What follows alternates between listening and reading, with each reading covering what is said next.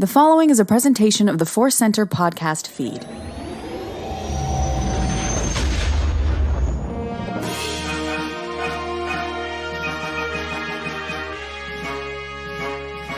From the center of the galaxy, this is the ForceCenter podcast feed, and this particular episode is one of our deep dives. We're going to dive deep into the new Star Wars story, the novel Brotherhood by Mike Chen. I'm excited to go deep into these pages with you. I am Joseph Scrimshaw.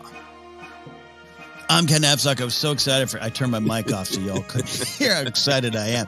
No, we are very excited, very excited. And you know, we made a choice a little bit ago on ForceCenter. We're like, let's read these books and take a little more time with them and not get the reviews out on the day the book drops, which is possible. We are fortunate enough to get the books in review. And that's always worked for me, Joseph. But I'll tell you right now, before we get into this review, I felt a little out of the party, like I wasn't invited to the pool party because everyone's out there tweeting about Brotherhood or Alex Damon's releasing some great videos. And I was like, I can't watch them. And I finally happy to get to the book and happy to discuss it. Oh, I'm very happy to get to the book. Yeah, we're very lucky to get this one early. The cover is great, especially if you like these characters, this era. And it was sitting out just looking at me as I walked by it, as I tried to finish that Kenobi Legends novel from 2013 and Queen's Hope. So it was the weird, like, I would like to read you Star Wars book, but I'm reading these other two Star Wars books first. So patience. Patience paid off here with Brotherhood. Before we dive in, we always want to let you know that today's podcast is brought to you by Audible. You can get a free audiobook download and a 30-day free trial at audibletrial.com/ForceCenter.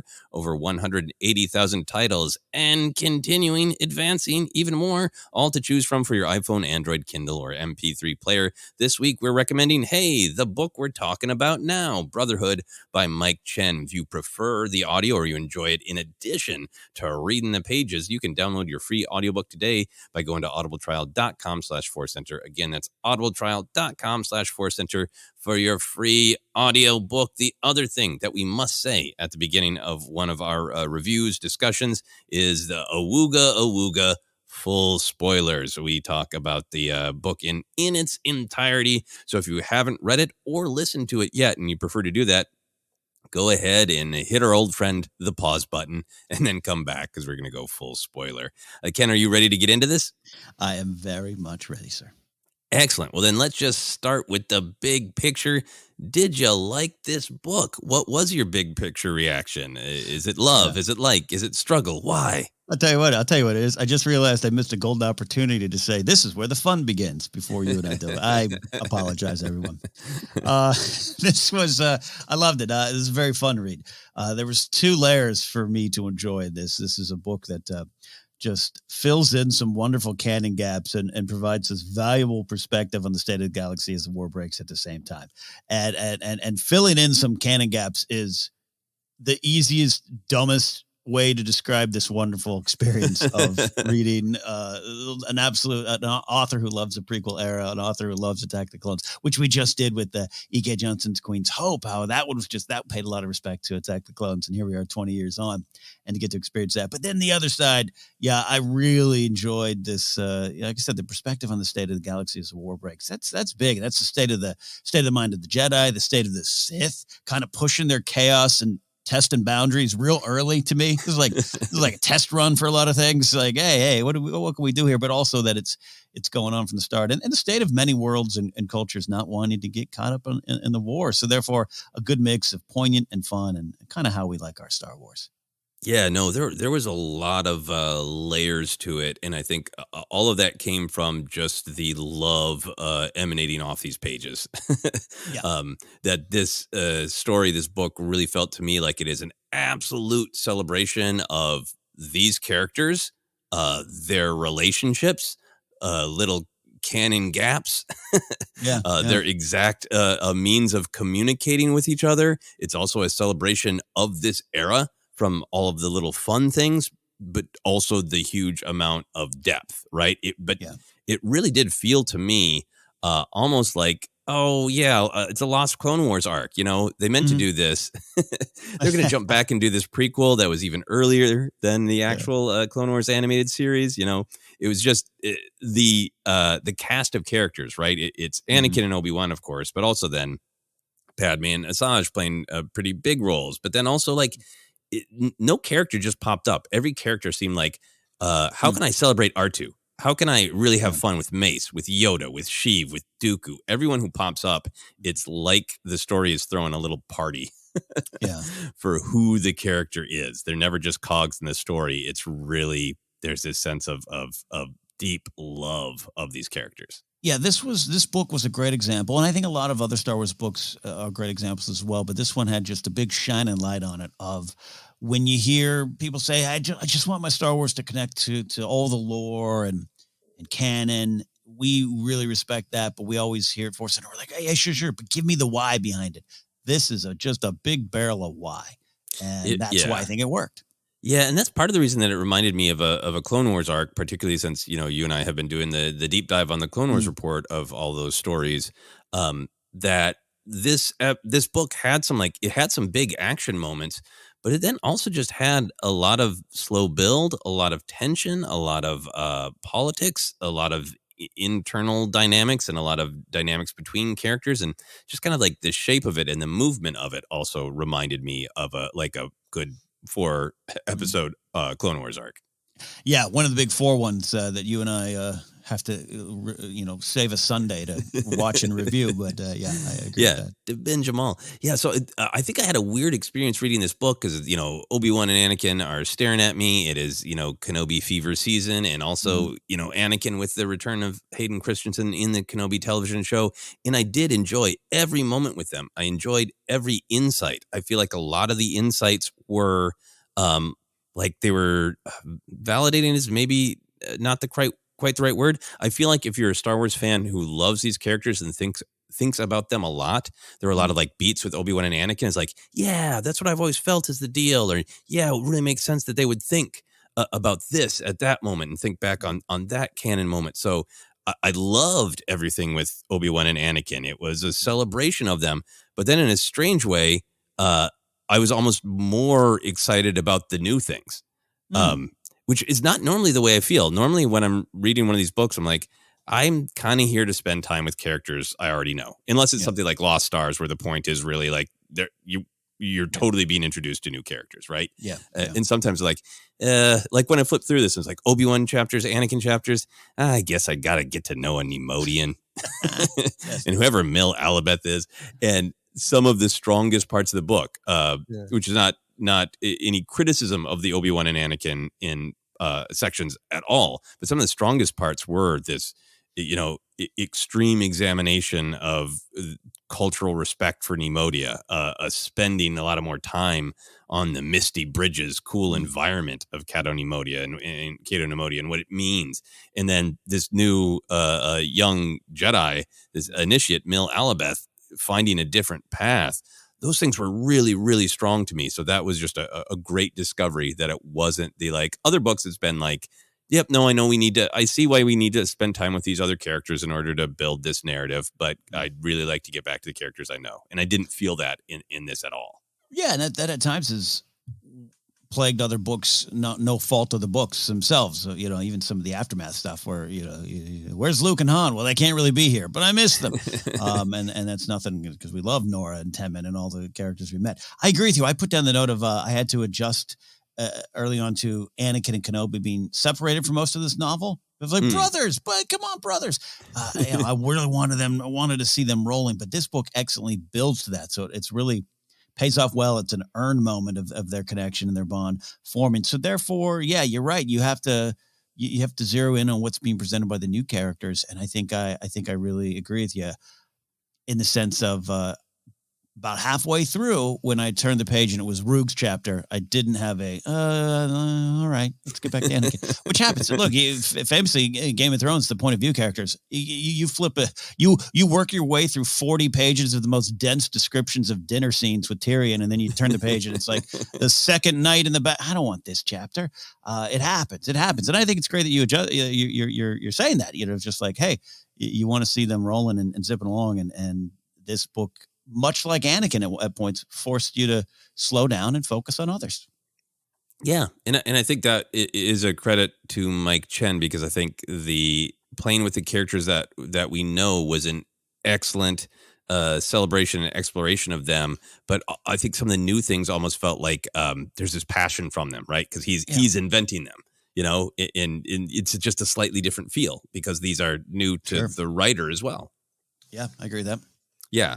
And then I love what you're saying about Anakin and Obi-Wan expecting them to be together. And I like that is kind of the story of like, well, we're both Jedi now, sad and weird, but time to go our separate ways. Nope. Yeah. We still want to be together. We still need to be together, which is a great kind of explanation of why they're going on so many missions together in the Clone Wars animated series, of like they work well together and they want to be together. They want to be on assignments together. Yeah. Yeah. Last big picture thought for me is it's really fun to read a book like this that is structured like a mystery, like a who's really responsible. But because of the nature of this era of Star Wars, like we kind of know who done it. Yeah. It's structured like a who done it. And if this was the first Star Wars book you ever read, you'd be like, why the hell didn't they tell us who done it? And it's because if you're a fan of this era, this is not a who done it. This is a from page one, who done it. Who wants to accelerate the war? The Sith. Exactly. I love that. That's a great way to phrase it. You could almost hear Dex saying it, which is, of course, the other big thing for me. It's so much great Dex stuff. And I got to tell you, we don't do a lot of author interviews here. Other people do that well. It doesn't really flow with ForceCenter all the time here, but I want to one day maybe share a beverage with Mike Chen and just talk about Dex. Because that thing that, you and I talk about here of shared unique journeys, and you're in your corner in a small town growing up and you think you're the only one that loves Biggs. And then turns out, no, everyone, a lot of other people love Biggs. And then you all kind of come together over this. Oh my God, we all love Biggs. I thought I was the only one. Dex for so long for me, you, and a lot of other people was that, but I kind of like the diner scene guy.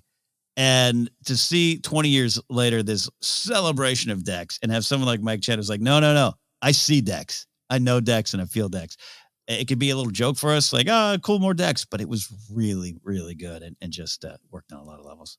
Yeah, no, the Dex stuff to me was not a joke at all. It was the logical extension of his brief appearance in Attack the Clones, that there's this friendship with Kenobi, but also this Kenobi goes to him for this different perspective of the galaxy, this sort of rugged, lived, experienced, not as rigid or formal as the Jedi kind of knowledge, and that tracks through the whole book and the relationship. Yeah, absolutely. Knowledge and wisdom. Exactly. Knowledge and wisdom, the key to Attack the Clones, said with a laugh by Dexter Jettster. Just rewatched that film for its anniversary. It's such a great scene and such a great film. But we're going to dive into some of these big ideas of what's going on in this book. There is a lot. I think for me, the biggest idea that maybe not even the most complex or juicy, but the one that is the most central, I think, to the story is this big idea of adjusting to the new. All of our primary characters are stepping into new roles, and the entire galaxy is adjusting to the brand new reality and the uncertainty of the Clone Wars, right? On the character level, we got Obi-Wan adjusting to being Anakin's peer and not his master. Obi-Wan is also adjusting to being on the Jedi Council temporarily at the beginning and permanently at the end. And then Anakin is got a lot of adjusting to do. He's adjusting to being a Jedi Knight, husband, and having his new Mechno arm. Padme, we don't spend as much time with, but we get, like we did in Queen's Hope, a little bit of perspective on her adjusting to being a wife and adjusting to being a senator during war and what that means. And then even the new characters we meet, Roog, the Neimoidian, used to be special ops. but now she's adjusting to just being a guard now. And like Obi-Wan, she's wrestling with having someone to guide in Kitar, who tends toward anger. So that's an adjustment, I think, for her as well. And then the new Jedi Initiate we meet, Mil Alabeth, is meant to go on the Gathering in taking her first step into a new role. So we are meeting her on the verge of, you're supposed to be coming something new now. You're supposed to be taking the next step now, and she's not wanting to and has to figure that out. And then kind of on the larger level, we got all of the Jedi adjusting to being generals and being merged with the military. And what does that mean? It even extends to the kind of the plot itself, like that there's a lot of discussion about the bombing on Cato Neimoidia is unthinkable, but maybe not in this new world. In like the whole galaxy is having a harder time working with it because, like you were saying, everything is up for grabs now. And yeah, I think I like that you pointed that out with the Sith too, of like, they're not naughty children.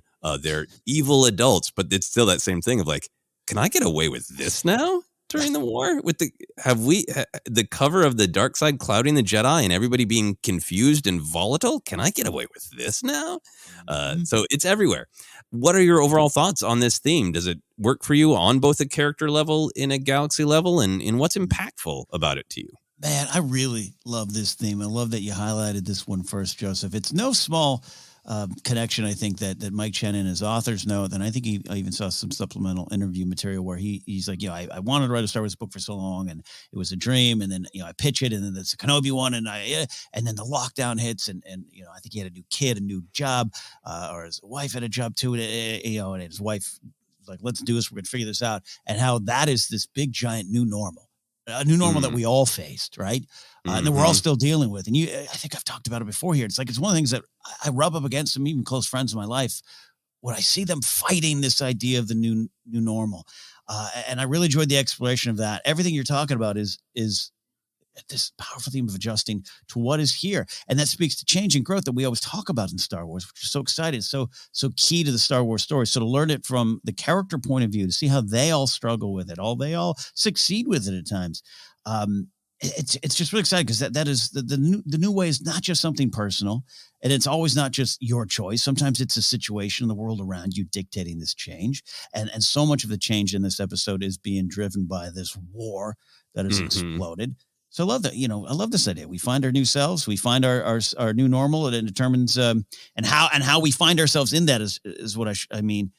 Determines how well we maintain the changes that do come, or that we do discover, or the choices that we want to stand behind. And how well we keep that all going. And so the fear of the new normal, fighting it, and not finding yourself inside of that new normal, it breeds the fear that Star Wars is always preaching against. And this book has small and big examples of that. Down to Roog and Kitar and how they deal with it, and Kenobi, and just like Kenobi going, brother, student, I don't know. Oh, okay, I got to figure that out. It's how you deal with that new normal is where you go, and I think that's powerful for Star Wars. Yeah, it's a powerful Star Wars story on multiple levels, and it's powerful because it's real, right? Like we all have to evolve. I feel like I'm kind of, with everything that's happened in the world, I'm thinking about that a lot of like, what things have I always done that I maybe don't need to do anymore, even if it would make me sad or that kind of thing, or, really being willing to look at what's next, what should be next, what feels right. Being able to let go is a part of allowing yourself to evolve. And it's hard and scary and sad sometimes, but sometimes it's right. And you won't change if you cling to the way something was. And I think what's going on here that's impactful is a willingness to change. Like, not surprising that Obi-Wan would be embracing this, or Padme, right? Characters who I think are they are geared toward being honest with themselves in analyzing themselves. And a lot of the book, I think, is really great to get inside the head of Anakin, who will resist some changes. But these changes, he's having so many great discoveries that we'll talk about. It's powerful to see all these characters who are kind of turning things over and over in their mind and their hearts, and say, yeah, change is going to happen. I'm not going to resist the change, but I got to figure myself out within it. And then the other thing that I think this era, this moment of the Star Wars story is powerful, this book does a great job playing with is this idea that change is inevitable. And some of it is good, some of it is natural, and some of it's awful and unnatural. Yeah. It's not just that change is good or bad. It's that change is inevitable. It is going to happen. And some of it is going to feel natural and positive. And some of it is going to be, this is out of my power and it's awful, but it's real. And I think that's what's going on is like on the personal level, a lot of the changes are just growing up, right? Like Obi-Wan stepping into the role of Jedi Master on the Council is just getting that job you always wanted. Right. Yeah. You know, Anakin becoming a Jedi Knight is just growing up.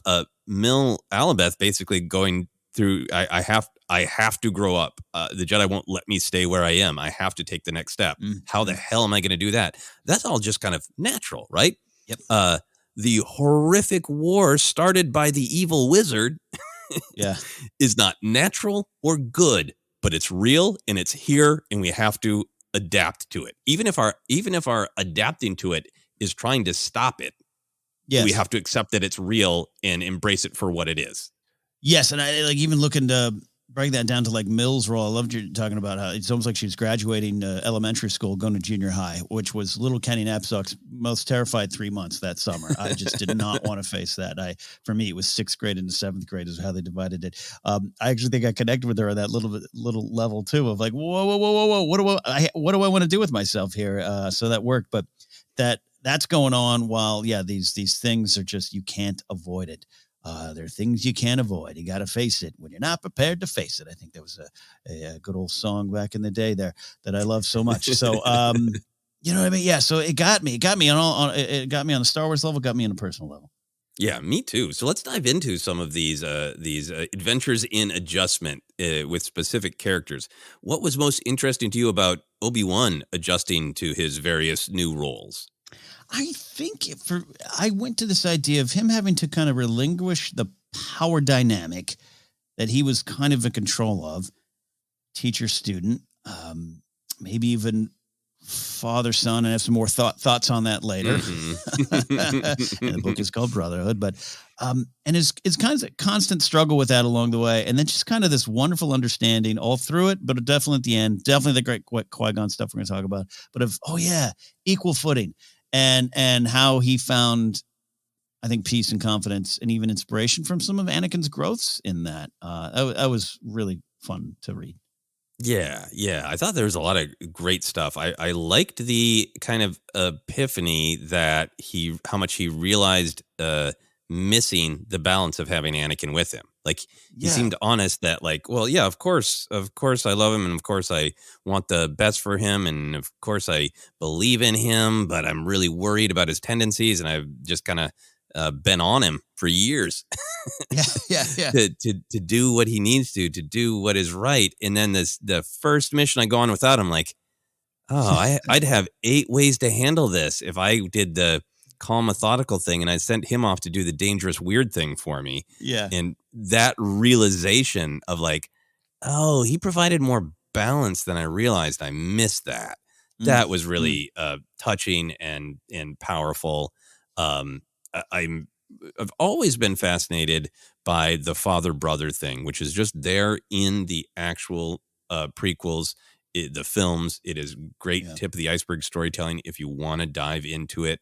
That Qui-Gon is clearly a father figure, and what happens when he disappears and Obi-Wan, this grumpy, slightly older guy, is suddenly thrust into this fatherly role. And then we have the actual dialogue where Anakin uses the father phrases for Obi-Wan twice in Attack the Clones. But, you know, in the brutal end of Revenge of the Sith, it's not you were my son. It was you were my brother. That's always been fascinating. And I love, obviously, with the title Brotherhood, that the book really dived into why does Obi-Wan feel that way? Why is he so much more comfortable with being Anakin's brother than his father? And I'm sure we'll talk about it more, but that epiphany, it's on like page 315, 316, that, you know, what connected Anakin and Obi-Wan is Qui-Gon's belief in both of them, and that Obi-Wan was never really suited to be in a father role because it was like they were both sons of Qui-Gon. Mm-hmm. And I think everything kind of flows from that of, Obi-Wan is observing their dynamic changing as they come back together, in figuring out like we can still have all of the relationship we had. I can still kind of lecture him. He can still poke back at me. We can still be kind of weirdly competitive, but suddenly it makes sense when I am not entirely responsible for him, but just a brother to be there for him when he falls and to lecture him now and again, but not to be this master always telling him what to do and who to be. I can be there for him when he falls, not tell him what to do every second of his life. Yeah, and I just wonder if they had both had a full, more complete understanding of this dynamic, and you bringing in the Qui-Gon kind of, you're both my sons, older and younger brother, but both my sons. Where maybe if they'd understood that a little bit sooner, they could have provided a better base for each other, or definitely Obi-Wan for Anakin, as I think we'll discuss later. But also, this is not. It's not a bad thing that they're brothers, I guess is what I'm trying to say. I love the journey to get there. Love it. Yeah, and I think it speaks to like Obi-Wan having to take him on so early that maybe Obi-Wan didn't entirely know who he was. Well, there's that lot of, and even you were talking about earlier, it's not just like, I'm one side, I'm country, he's rock and roll. It is, you're learning so much about yourself. You're learning so much about what you need and you need to improve. When that other partner or half is gone or something's missing. And I think that's a valuable lesson there for both. It's a life lesson that we all go through. Yeah. And when the book finally builds up to kind of these big moments of action, I love the symbolic clumsiness of their reuniting, right? That Obi-Wan doesn't even know Anakin is there. Anakin doesn't know that Obi-Wan is pulling his lightsaber, and that they kind of collide, and the great sad foreshadowing of Anakin cutting himself on Obi-Wan's blade. I love the clumsiness of that, of like, okay, we kind of want to be together, we kind of meant to be together, but we gotta iron it out. yeah, and it pays off. Yeah, moving over to the Anakin side of this Brotherhood, what was most interesting to you about all of the things that Anakin is adjusting to? What did you gravitate toward? There's a lot there. I went with this. Here he is kind of exploding out into being a Jedi. The rush trials, the need to promote in the field, so to speak, because of the tragedy at Geonosis, like all that kind of made sense to me.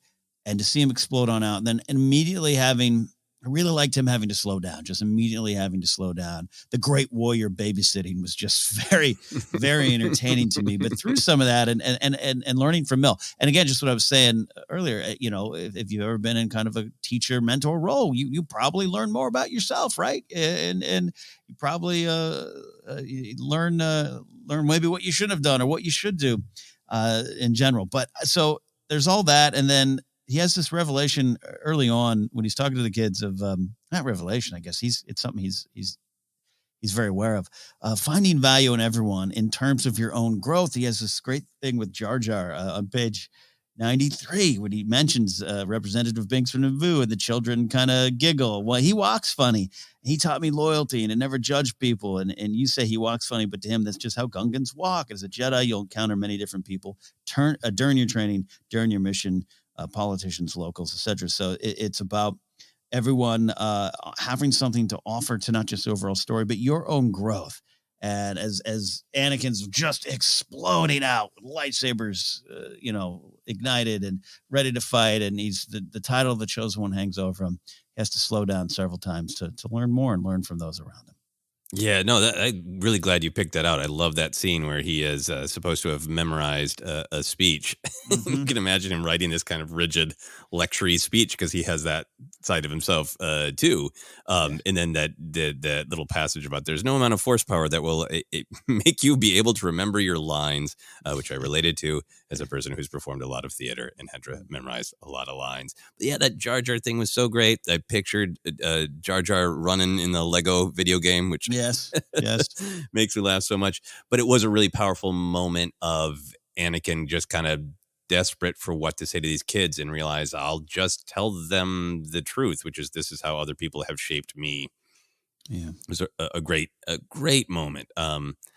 One of the moments that was really powerful to me is when he's kind of thinking of doing what he always does, which is bend or break the rules to do what he thinks is right and go after Obi-Wan and help him. And he's normally like, okay, I'm going to kind of do this, but then everybody's going to drag me on the carpet and yell at me, and Obi-Wan's going to be in my ear telling me I shouldn't have done that. And then he just starts telling the clones to do things, and they do them. And like, wait, clones do whatever I say? And it's the beginning of one of the many great little tidbits of the beginning of the bond between Anakin and the clones. But I also just think it's such a great it's a great evolution and a great idea about mentorship that Anakin starts to come into his own throughout the book. And, Obi-Wan notes this and comments on it because he's choosing, because he's not following orders. And I think about this so much, this idea that if you're trying to guide someone, teach someone, even convince someone, all you can do is kind of appeal to them, show them the door, maybe open it a crack.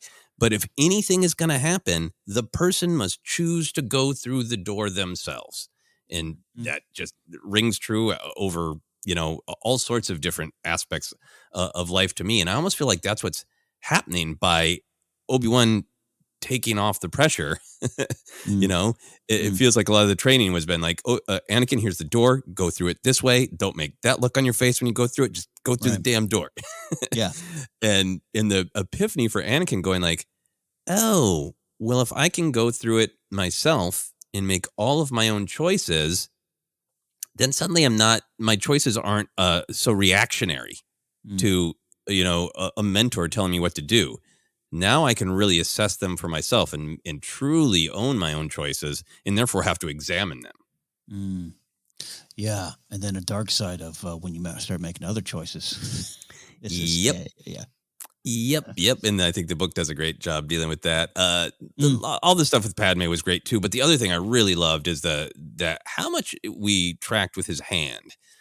Yes. How much he was getting used to it. There's always been this kind of tension where, Lucas has just straight up said in quotes like, yeah, no, he can't use the Force as well anymore. But Darth Vader is still, he's damaged goods, but he's still, he's still pretty good at fighting.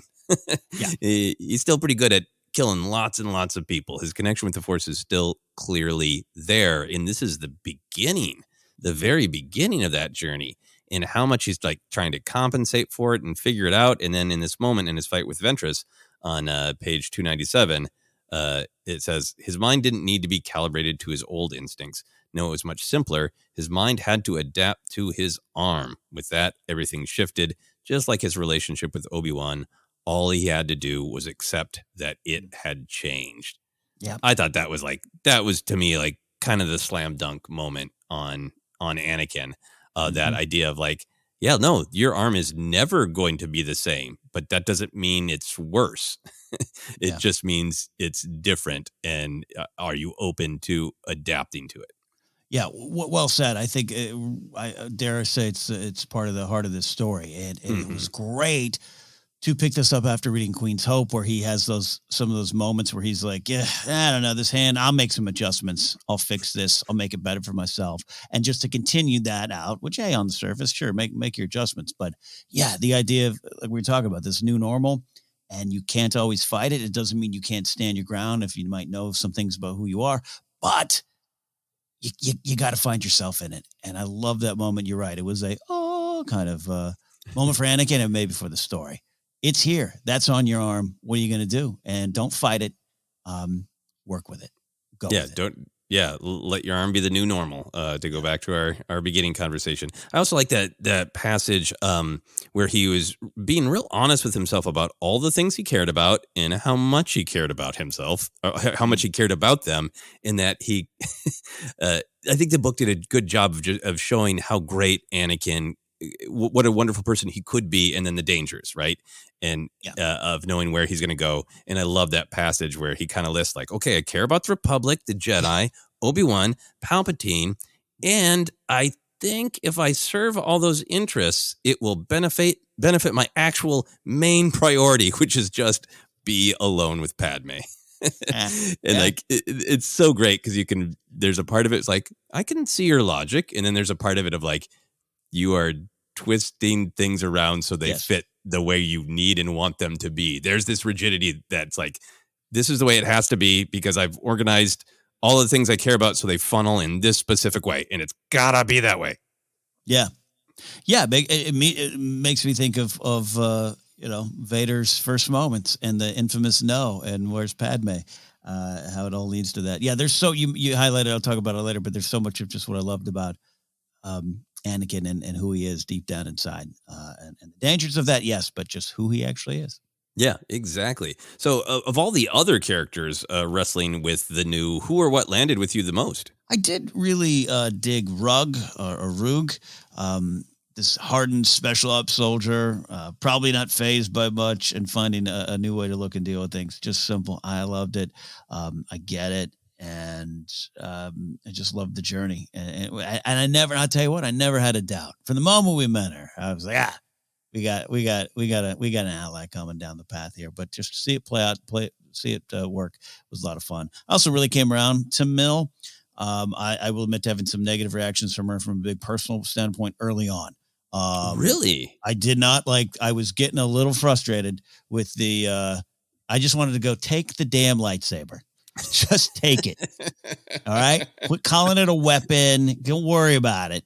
I was getting a little grumpy and, flipped the pages and loved the journey that she went on and found her presence to be perhaps the most important in the show. It feels like the Clone Wars in the book. What caused, I mean, we all love lightsabers, and it is really, some of her stuff is really like, I don't want to get why she's dismissive, right? That they all kind of think of it as this cool weapon and that they're into war and they just want to go play with it. So is that what irked you? Yeah, that's a great word, dismissive, which is unfair to those. Now, again, as from a writing standpoint, it was very effective. It also, it's almost meta, right? It's almost meta of, I love Star Wars. It's so badass. And you got someone going, but is that what we're doing here? Is that all of what we're doing here? So like I say, in the end of the story, absolutely love the character and absolutely think she has one of the best moments in terms of quotes and stuff they pulled out. But yes, I my background, just old jobs and what I did and friends. And, I used to have lunch while people were cleaning guns around me. Like it's none of it phases me. And so I've just had this reaction to, just because they want to go to the gathering doesn't make them a-holes. Calm down, Mel. Calm down. Got it. And I had to take a breath and, again, we're on the story. But I think that works. I think that shows that it was very intentional to drive home a point, and that Star Wars does that. It isn't complicated shades of gray. It is a morality tale, in case you haven't heard that before. And she had some very important things. And I found myself, if I would have been like in Anakin's shoes, I might have been first going, just rub some dirt on it, take a shower, and hit the field. Okay. Walk off your nauseous aversion, your overwhelming nausea when thinking about violence. Walk it off, kid. Yeah, walk it off. Do you want the job or not? And then at the end, I get it, and I got it. And so, but there you go. But so again, my first sentence really came around on Mill. Really love it. Yeah, no, absolutely. And I am not trying to turn this into a pro-con debate. Do you work for Vanity Fair? Okay. I think for me, what was fascinating about it is, I'm a lightsaber guy, and I love them as a symbol of defense and a symbol of taking action, and that they are a shield more than they are, something to lash out.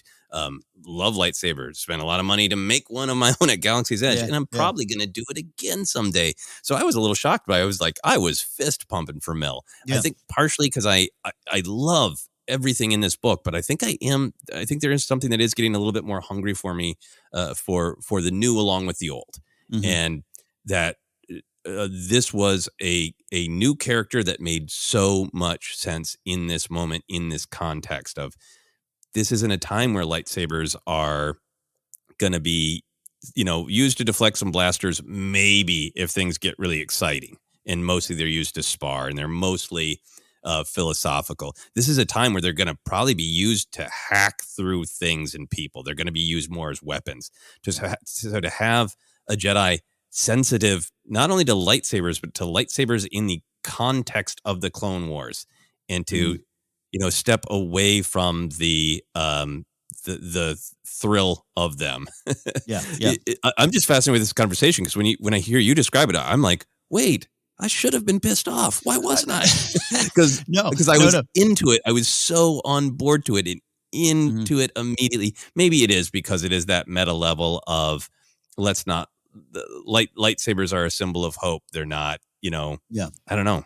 Yeah, I mean, you could read this as Mill as being a jerk to Star Wars kid. Like they're supposed to be fun. They're supposed to be the fantasy. I didn't think of those terms, but yes, that works. No, I think there's just some truth in what you're saying about how the start of the war, and this is a great character to show us all on a smaller, intimate level what the Jedi are doing. So that's why it was super effective to me.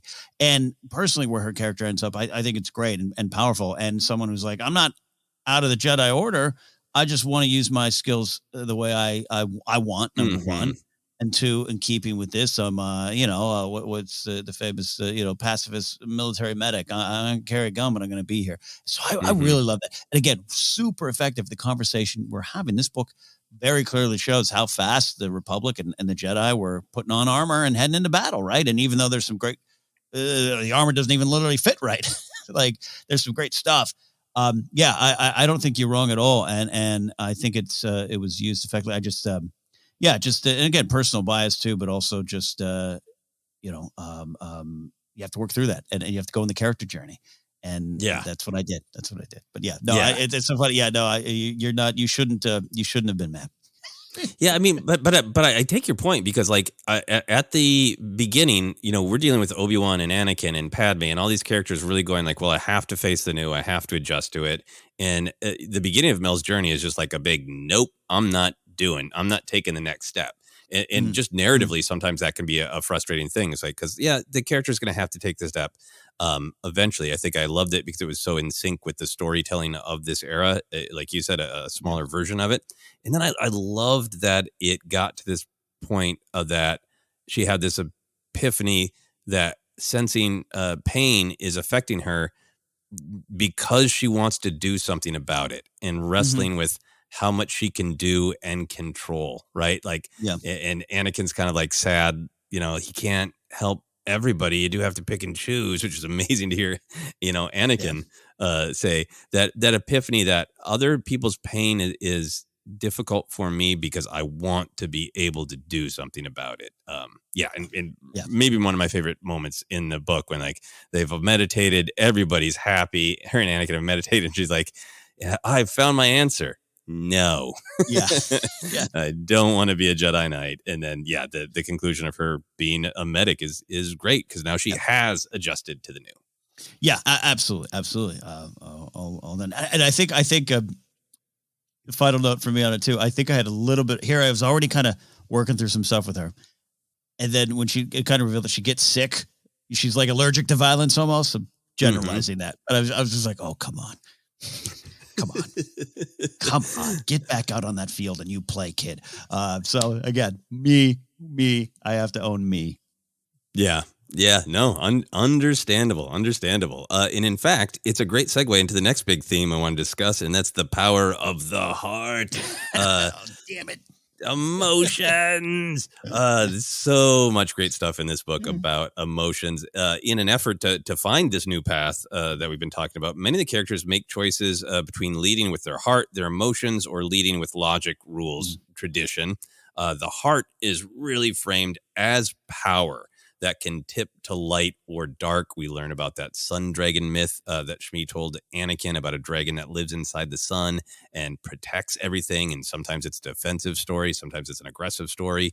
Anakin's whole emotional approach to life, to being a Jedi, is framed as both, dangerous because he's unable to let go, but it's also framed as his caring allows him to be kind and gentle and reach out and help and understand Mill.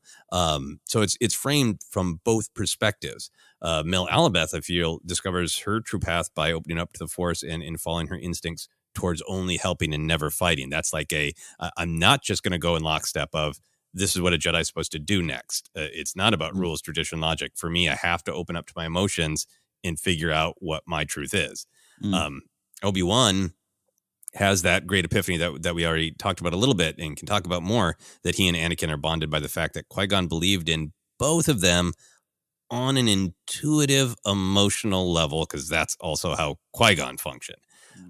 Obi-Wan also has this great upsetting realization during his trial that the Nemodian people were not going to listen to Obi-Wan's logic. They were absolutely going to listen to Kitar's emotion. So it's the personal story of heart in emotion versus logic in structure.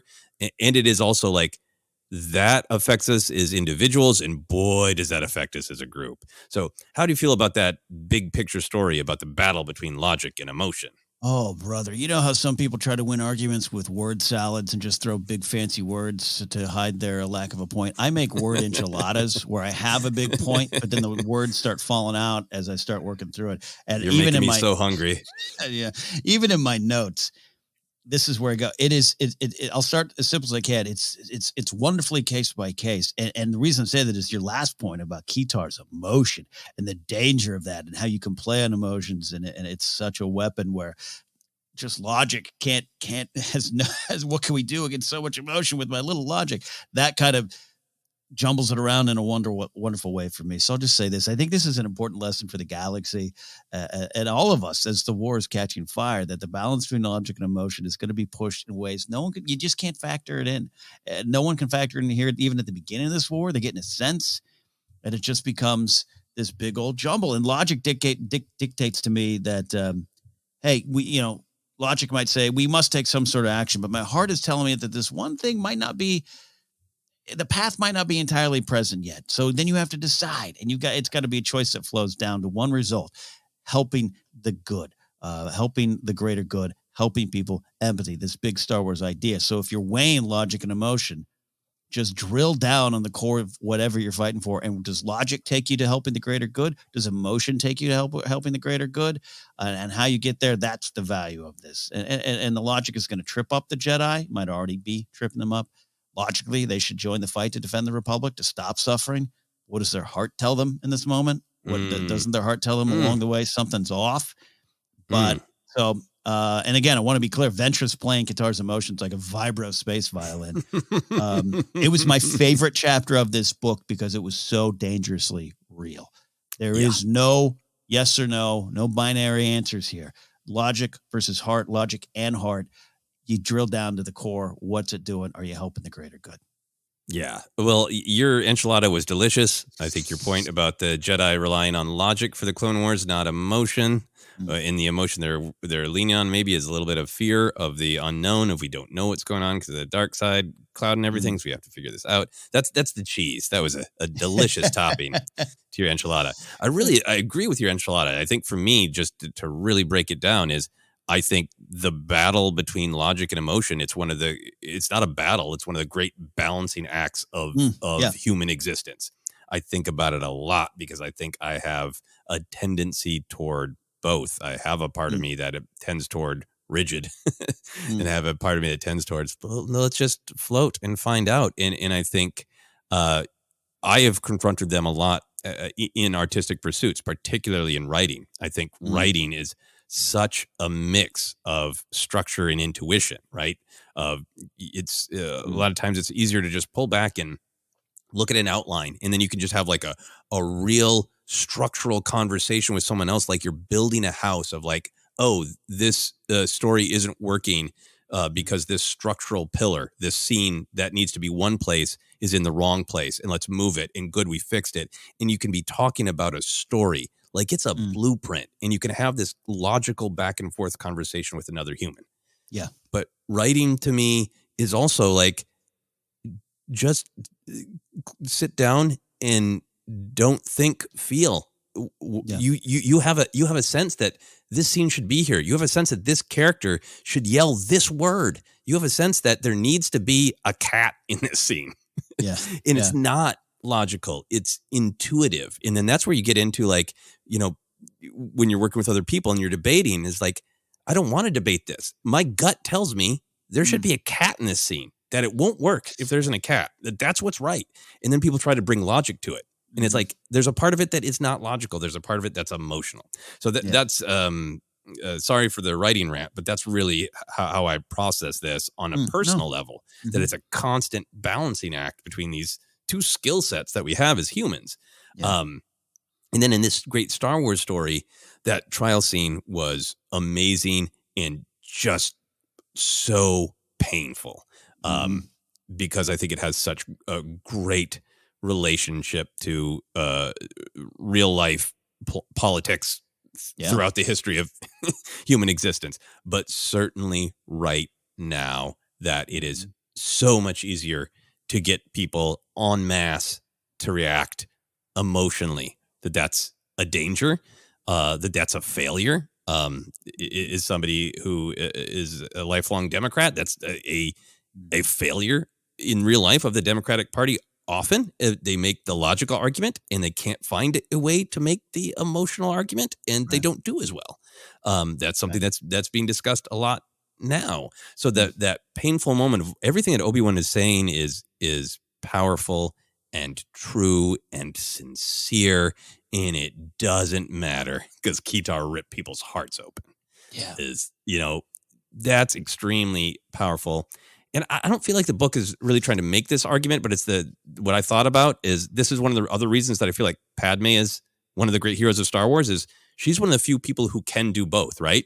She cares massively about everybody. But so she has this huge emotional part of herself. But then on the other side, she has this great logic of like, these people are suffering and it can't go on. So realistically, what policies can I change and who do I have to negotiate with to address it? She starts emotional and she uses logic to get it done. She's one of the characters who is the balance.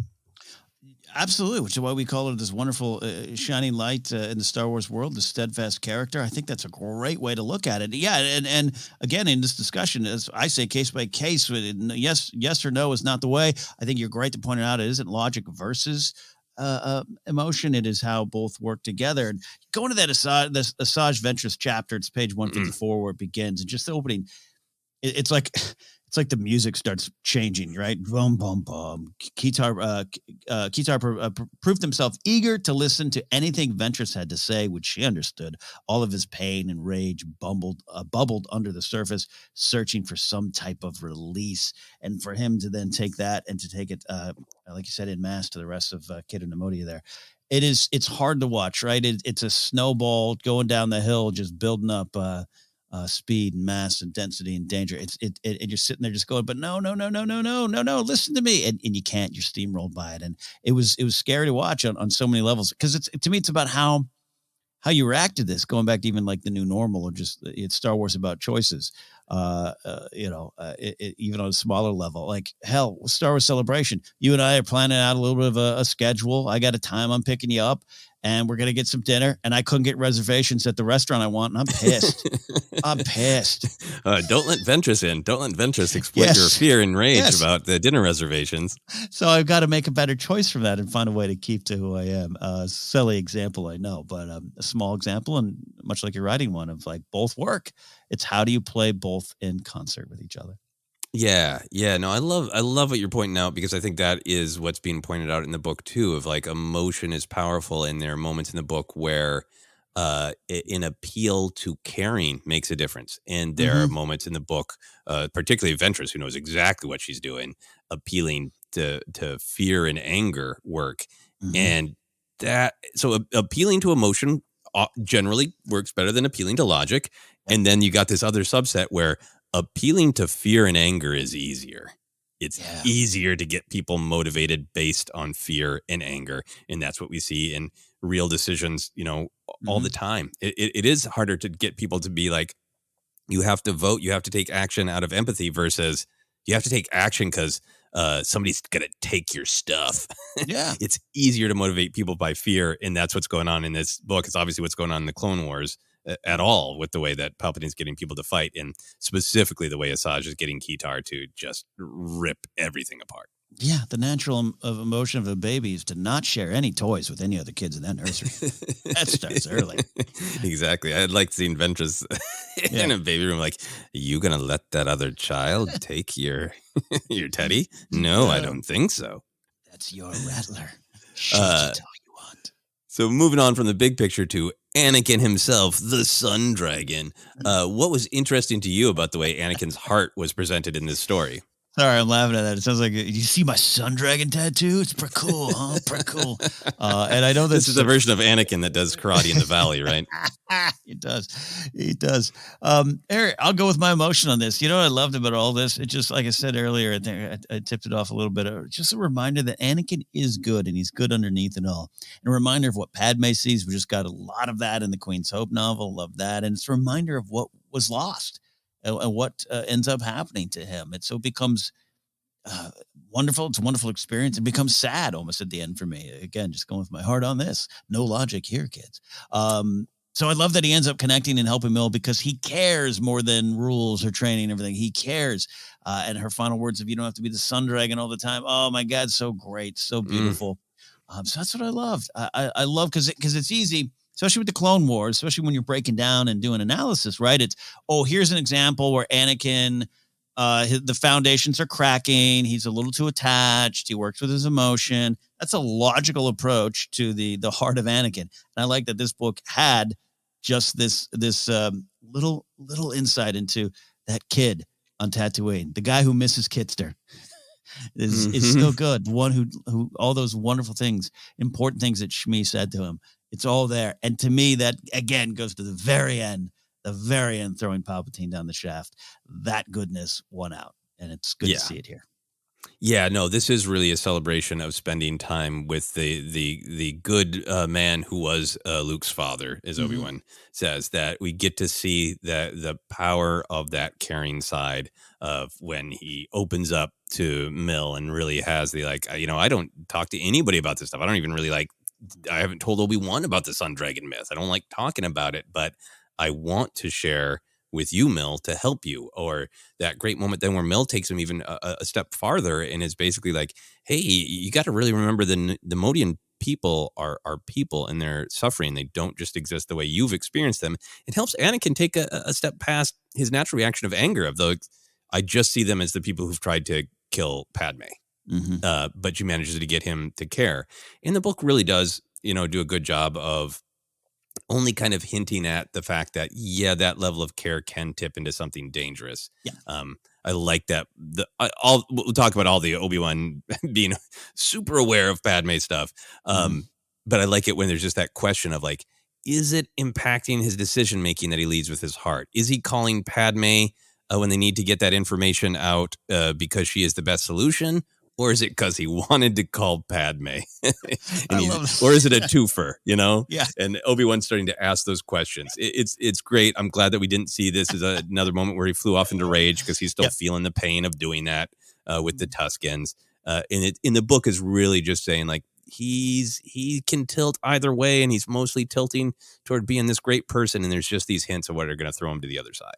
Well, you're making me laugh because remembering I've had one relationship, two relationships that unfortunately had to start in like a little bit of secrecy, right, because of work related stuff. And I'd be like, "Oh yeah, I'll drive her down to that shoot," and they'd be like, "Well, she doesn't. What? No, we don't need that. No, it's good. It's good. I got it. It's good. Don't worry about it. We're not asking you. No, I got it." It is very, very funny. One of the other moments I like with Anakin is that great deep meditation scene at the end with Mill that kind of brings everything together. But there's that passage in there where he feels the awareness of Qui-Gon questioning him, but doesn't listen. And his meditation is he becomes confident that he can be the Sun Dragon. He can protect everyone, find a way.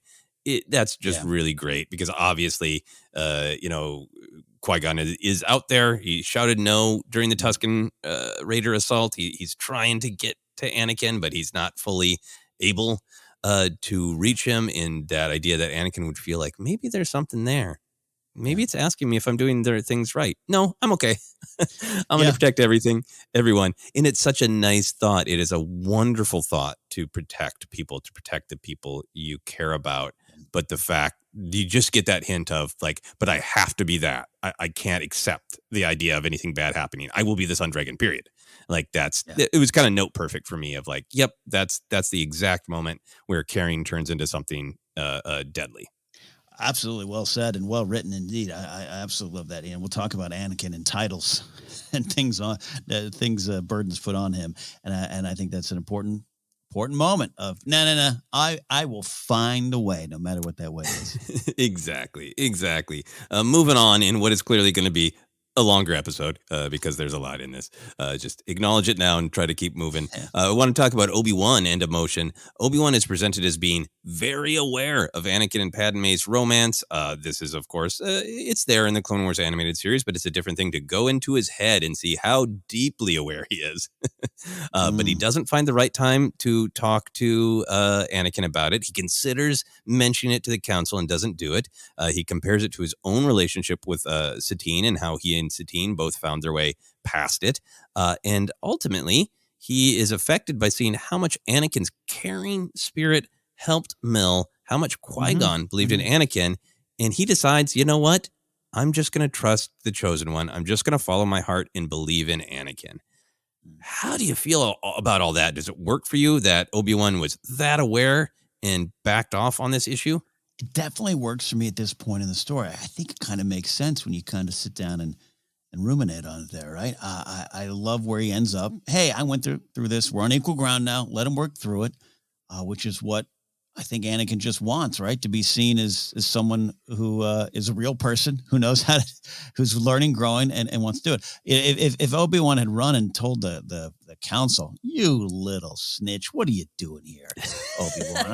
I would have been mad at Obi-Wan there, and not confronted him. But unlike Obi-Wan, we know where it goes. So we have that advantage, right?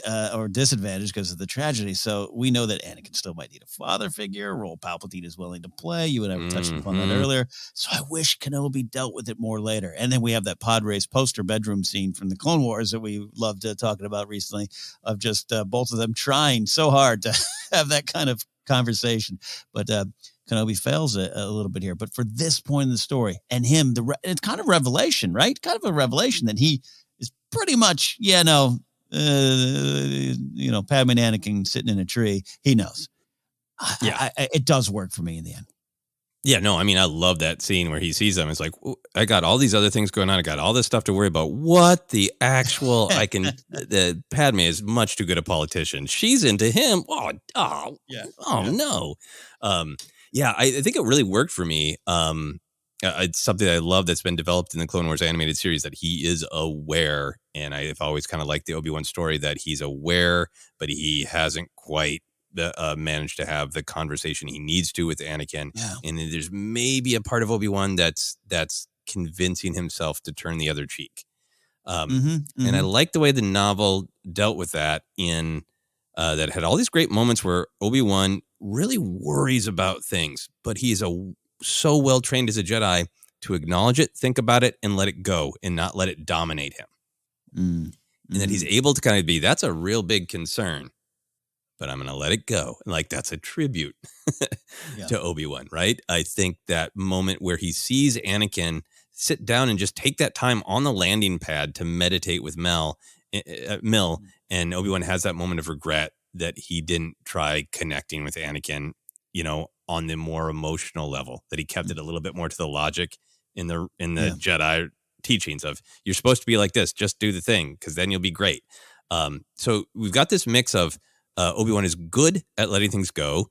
He's got this little bit of regret. He wants to have this faith in Anakin, and all of those things by themselves, I believe, are understandable choices from Obi-Wan.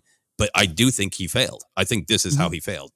Anakin. Yeah. Like maybe he could have been more emotional and gentle with Anakin in his training. That's a part of it too. But I think Obi-Wan kind of convinced himself that this would work out. And I think there's a part of him deep down that knows he should have tried to talk to Anakin about it and find out the full truth. And by the time that's what I love about that Clone Wars scene. By the time he sits down with him in Anakin's room full of possessions and a pod racing poster, Yeah, it's too little too late, right? But if he had said like there's that moment where like, this is the perfect time. We're done with the mission. It's downtime. We're just in hyperspace. We're alone. It's quiet. This is the perfect time, but I'm gonna let it go. He should have found time. That's kind of my take. And it might not have worked, right? But if you'd gone in real gentle and just said like, I perceive this is going on. Why don't you tell me about it? What are you feeling? What do you need? Would Anakin have opened up to him? And would that have helped Anakin negotiate a path forward instead of just becoming rigid of like, the Jedi are forcing me to fake, have a fake secret marriage? Yeah, this is great stuff, and I always love hearing you talk about Kenobi, but especially of some of Kenobi's failings and what it means, and how we can, we know where we're going. You just got me really excited for the Obi-Wan Kenobi series, which I was already, out there excited. Because two things come to mind. He's right to give this trust. He's right to have this faith, and when that is destroyed, that's only going to just kill Kenobi's soul even more. So we're going to see those pieces being picked up in the series. So I just kind of love that on that level. But yeah, this idea, it also ties to the Jedi, right? It ties to what we were talking about earlier of adjusting and logic and emotion, all of it. The Jedi are like, well, this is weird. We got a bunch of clones. We should probably dig into that. But you know what? Logic dictates we're gonna let that go, and we're gonna deal with what's present. And I think so. It's almost not even Kenobi's fault, at least in the beginning. It's what you do with that. And I would have loved him to have that conversation that isn't, Anakin, this is wrong. But like you said, Joseph, Anakin, what's going on? What do you need? What are you feeling? And how can we work with this as we go forward? Versus just nope. And he couldn't find that balance. You're right. Yeah, no, and it's really hard. And certainly been in that situation where you like, I think this thing's going on with my friend that's probably not great. Right. But I don't think they're going to want to talk to me about it. So la da da da da. I've done it. I have done it. Yeah. And sometimes it is the right choice to just let people be and let them come to you if they need to. But like, this is such a different thing where Obi-Wan knows, he knows how passionate Anakin is, Yeah. Anyway, we'll have opportunity to discuss that again. So we're going to move on to this last big theme I want to discuss, and that is the idea of de-escalation, escalation, neutrality. There are, a lot of stakes to this actual investigation into the bombing of Kata-Numodia, the actual plot. But one of the major ones is, will the resolution of who bombed this city, will it escalate or de-escalate the war?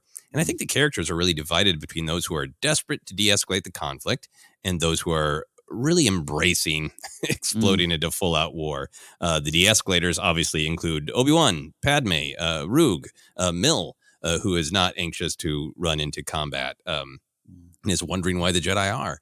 Then the escalators, of course, the Sith, Sidious and Dooku behind the scenes, Asajj Ventress explicitly manipulating Kitar, who becomes in escalator. I would argue there are moments where Anakin is portrayed as an escalator because not from a mall, is somebody who is into escalation because he has those aggressive moments where he wants a short, fast, direct solution, and that he is quick to use the.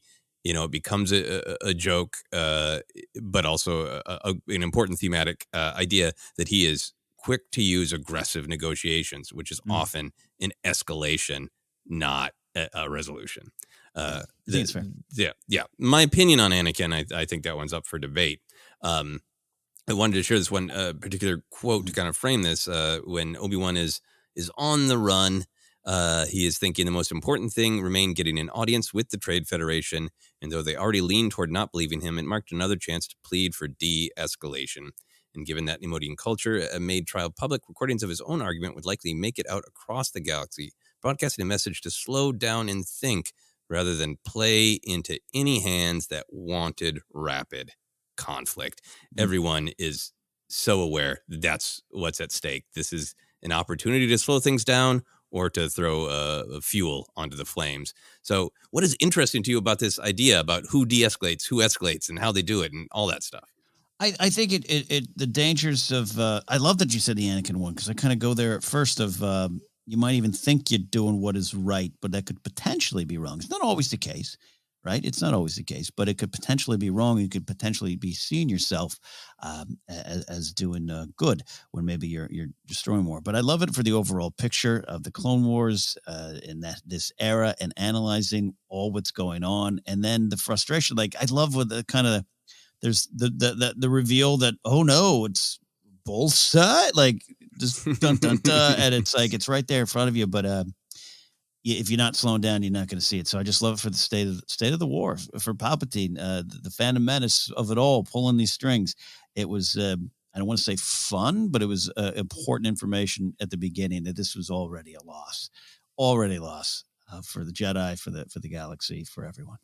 Yeah, absolutely. I love that this was just like yet another micro version of the Clone Wars, right? That this is the story of the Clone Wars. You know, rewatching Attack of the Clones just reminded me yet again that the entire movie is hinged on the heroes.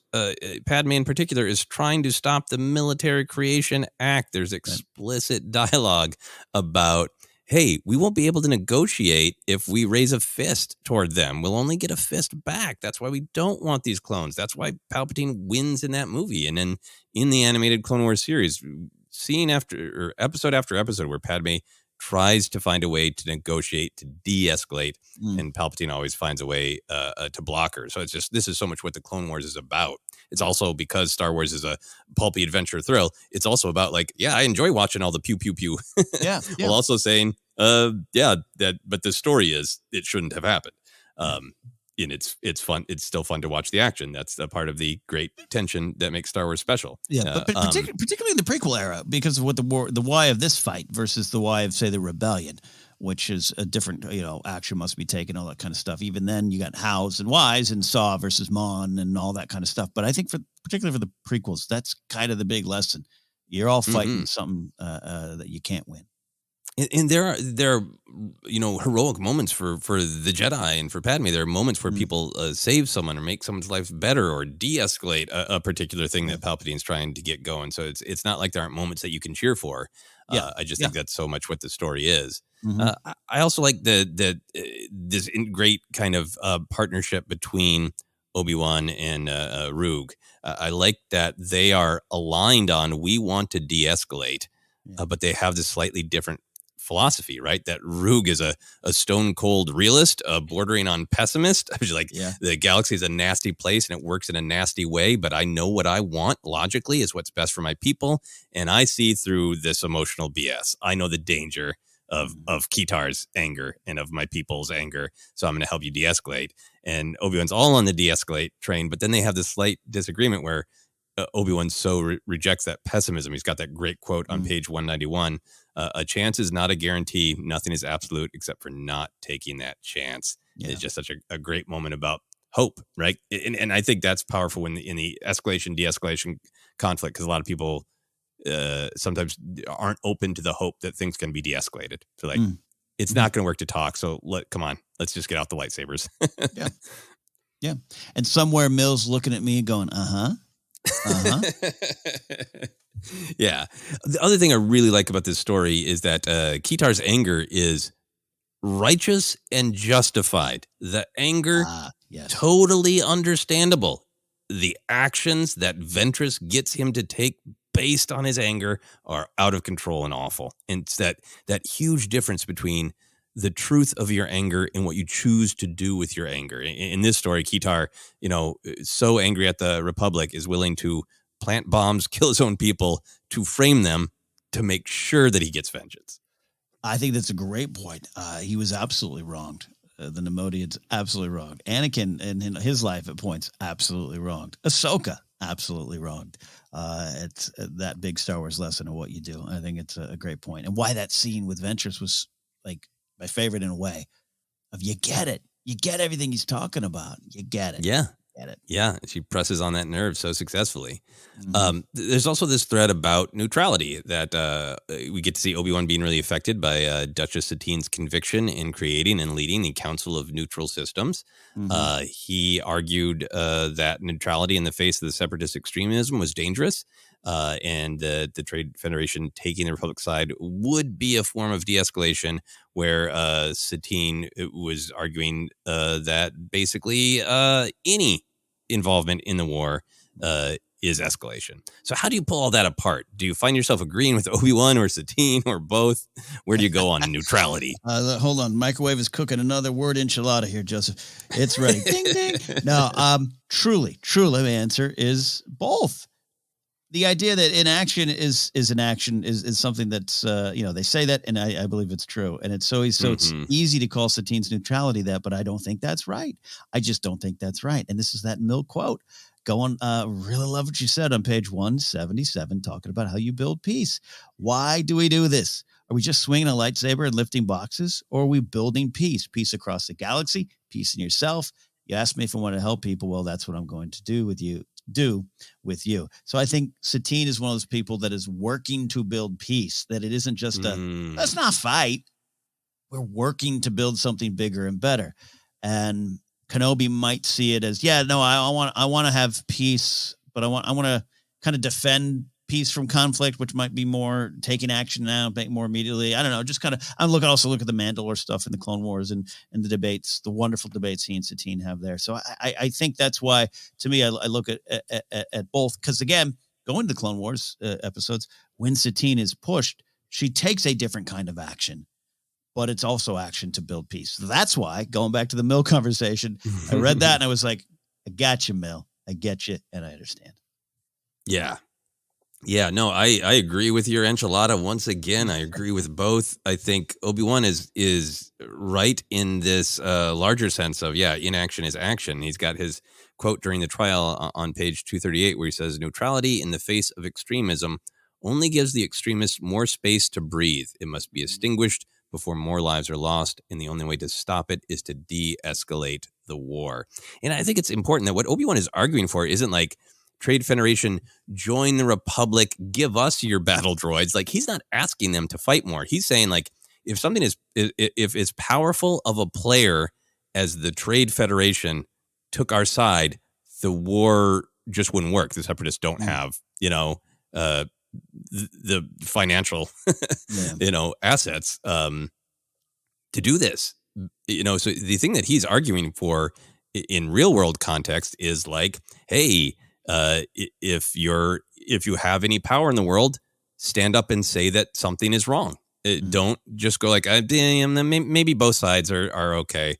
If you feel one side is wrong, stand up and say it, because that is the way that it will be stopped without violence. So I feel like Obi-Wan is making an argument for a non-violent solution at this point.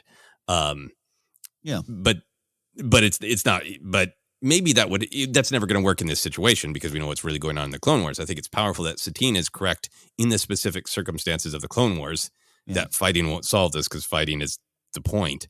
And really challenging the Jedi on, like, I know you kind of see this as defense in those debates between Obi-Wan and Satine in the Clone Wars. Obi-Wan is even making the argument that sometimes the best defense is a swift offense, which is kind of the logic that the Jedi are getting themselves around to. Yeah. And Satine is just kind of, calling BS on that and just saying, no, any fighting will cause more fighting. Yeah, indeed. Yeah. Some great Satine quotes, but I want to keep moving here. So ultimately, the Trade Federation remains neutral, although we know from the Clone Wars animated series there are some bad actors within the Trade Federation. Palpatine uses the unresolved shadowy forces that attacked Neimoidia and the Trade Federation's ongoing neutrality to ramp up the Republic war effort. So, Ken, did our heroes win in this story? I don't think they did. They didn't, and maybe they won't for a while. But more importantly, maybe they help build a path toward ultimate victory, I think, deep down. I think deep down. I'm thinking it doesn't. I think it's kind of hurting my thoughts on this that we just did that Yoda arc in season 6 where he's like, I learned something. We've lost, but we'll win later. I think a lot of that's going on here. Yeah, absolutely. I think this book was so great because there are personal victories, there are personal Yeah. epiphanies. But Sheev got what he wanted. Absolutely, he got escalation, and he Mhm. got this, in particular, this feel-good lie for the Republic that a quick offense will win the war. I love how much that's focused on. Of like, look, nobody wants war, but if we kick their ass real fast, Yeah. everything will be fine. Which is obviously not what he wants or believes. Yeah. So, Yeah. sadly, score another for Sheev. Big Sheev Day. Yep. Mhm. Big Sheev Day. Final thing I wanted to talk about in terms of the themes is this much bigger Star Wars theme of empathy for everyone. We talked about it for the perspective on the Ewoks, on the Gungans, recently with Book of Boba Fett and the Mandalorian, having true empathy and giving perspective to the Tusken Raiders. And this book is really about that with Neimoidians. We've got a little bit of it in Queen's Hope, but throughout this book, we learn that Neimoidians feel judged and looked down upon by the entire Republic, that they have pride in the Trade Federation, but they don't like that people see the Federation and all Neimoidians as just lumped together. Kitar gives his great speech about his parents' art and how much it was disrespected on Coruscant, and then they were murdered. There's a lot about their great artwork that the rest of the galaxy doesn't know about or appreciate. So how do you feel about this element of the book? Were you happy that, what could just be a joke line, the business on Cato Neimoidia, really dived into the culture and perspective of Cato Neimoidia? It was a surprising, pleasant surprise of this book, that we got to not just check off a reference box, right? Not just go, dang, hey, we made that. And clearly Mike Chen loves the prequels, and he took the time and the care and his love of Star Wars in that era, and probably his own personal experiences to use the story and this medium, a novel, to expand the picture and pull back the view. And I love that we get to do that a lot. And I think you have to be careful to not undercut maybe George's overall beats and tropes, especially from the past. You want to add to it. You want to maybe explain the other side of it. And George didn't, in some cases didn't. I think, like, I'm just talking about, I'm thinking Tusken Raiders a lot, but like even the Trade Federation in the Clone Wars continues to build on what we know. And so therefore we know, because I started this book going, no, what are you talking about? They're all horrible. I've seen it. Did not watch the Clone Wars. Have you not? Do you trust Lockdot? Come on now. So I think it was valuable, and it just makes it all bigger, and it's ever expanding Star Wars story that we're blessed to have now. And I think when it's done and done right, it allows, again, going back to Tusken Raiders of, hey, yeah, some tribes, they seek violence, they murder. That's their way of dealing with it. We're not even commenting on that. We're just saying that's their way. This is our way. I think that's valuable to just kind of not feeling as though, as a Star Wars fan, that something that I loved or a movie I loved has less value now, if that makes any sense. Oh yeah, no, it's, You know what I mean? think it's, I think it's sometimes we've talked about the updating of adventure serials, and you carry some baggage with you when you do that, or old Westerns. It's that. It's also just like how much room is in the film. What's the film trying to do? And you have a bad guy, and then sometimes, these unfortunate real world ideas get attached to the bad guys. And I really like that Star Wars is taking the time in the space with expanded storytelling to go, let everybody's perspective is nuanced and multifaceted, right? Yeah. And I hope people know what I mean by that, of just like, like Trade Federation, going even to Phantom Menace, it has very specific meaning for George, like this corporation. A corporation is an army. You and I have talked about how you brought that up to me, and I was like, wow, that blows my mind. I never thought about that in 2014. So it has great value. There are some other things around the decisions around the Neimoidians that are questionable, maybe don't stand up in terms of accents and voices and those kind of things. And so I think this book kind of looks at all of that and provides new light and expands it to where, now when I'm even flying over Cato Neimoidia in the Order 66 sequence, I'm going to look at it differently. I'm going to look at it differently. And every time I hear one of them speak in the Senate chamber or on the ship in Phantom Menace, I am going to look at it differently. And it only adds, and I don't feel it tracks or says something back then was not valid. Yeah, no, I think to me it is about adding. And that was a big conversation in 99 of the the voices of the Neimoidians leading to what is going on with that? What is the intent of that? So I think it is powerful. It was really powerful that Obi-Wan's realization that this trial that is being broadcast to the galaxy, a part of it is for the Neimoidians to be seen and to be heard. In that when Minister Iam on page 234 is saying that you see us as just a business, a people of greed, a people of deception, perhaps not even a people. That was so powerful, particularly given some of the connections to real life stereotypes that you can make if you see it that way. Yep. And it was really, really powerful. There's a great article. I wanted to understand a little bit more about Mike Chen in his background. I found a great article called "Mike Chen Shows Why Family Matters." It's from, I believe, 2020.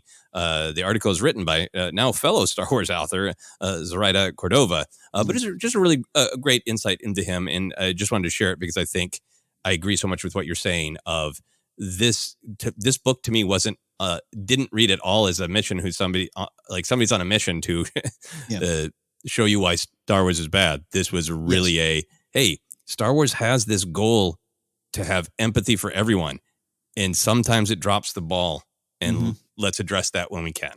100%. Yeah. Any other big picture theme thoughts before we take a quick break? No, sir. Let's go. All right, we will take a quick break, and we will be back.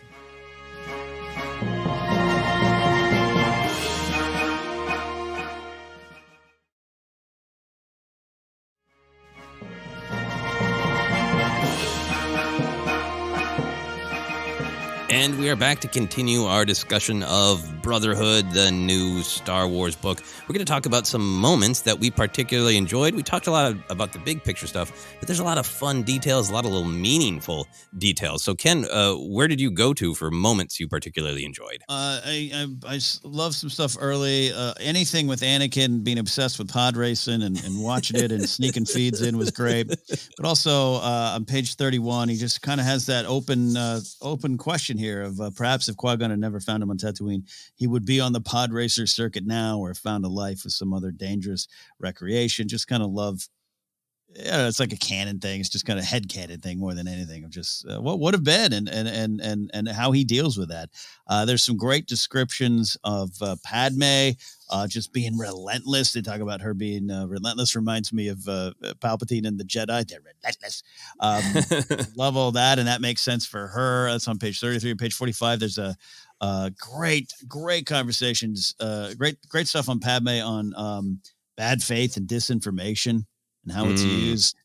And yeah, I can't help but think about the era that Mike Chen is writing that in, but hey, that's just me. So I love a lot of that stuff there. I mentioned the Jar Jar quote, but it's just that the finding yourself just takes time is also the purpose of that conversation around Jar Jar and Representative Binks with the initiates. And I love that too. Yeah. I loved Anakin specifically rewiring Jedi tech to watch pod races. It's so relatable. And then when he's talking later to Obi-Wan about, well, maybe you can watch some pod races together. Yes. So great. I love the Padme stuff of them trying to have their date down in the underworld of Coruscant and how they're racing around and doing Anakin's kind of fun and Padme's trying to let go of politics. And I particularly like that it was such a great example of how she is caring and then proactive about the caring. It's never just I care. It's always I care and what should I do about it? So finding those sandwiches, the Frankahad, I think, a desert wrap sandwich, and thinking that that's something that Anakin might love. Oh, that was beautiful. No, it was a great scene, a great whole sequence, and it reminded me of one of my favorite Paul McCartney songs, "Backseat of My Car." But hey, it was a good, and just to look at them in happier times. And Queen's Hope does that so well. It starts that out, but I love that because we know things go bad for these crazy kids real fast, And there's Mhm. also a lot to discuss and talk about of just Anakin. Was he good for her? Did she make the right decision? She allowed herself to make the decision. She made the choice, and and we can get lost in the logic of that. They're going back to a big thing, but just to see the heart on display here between these two, I really love that.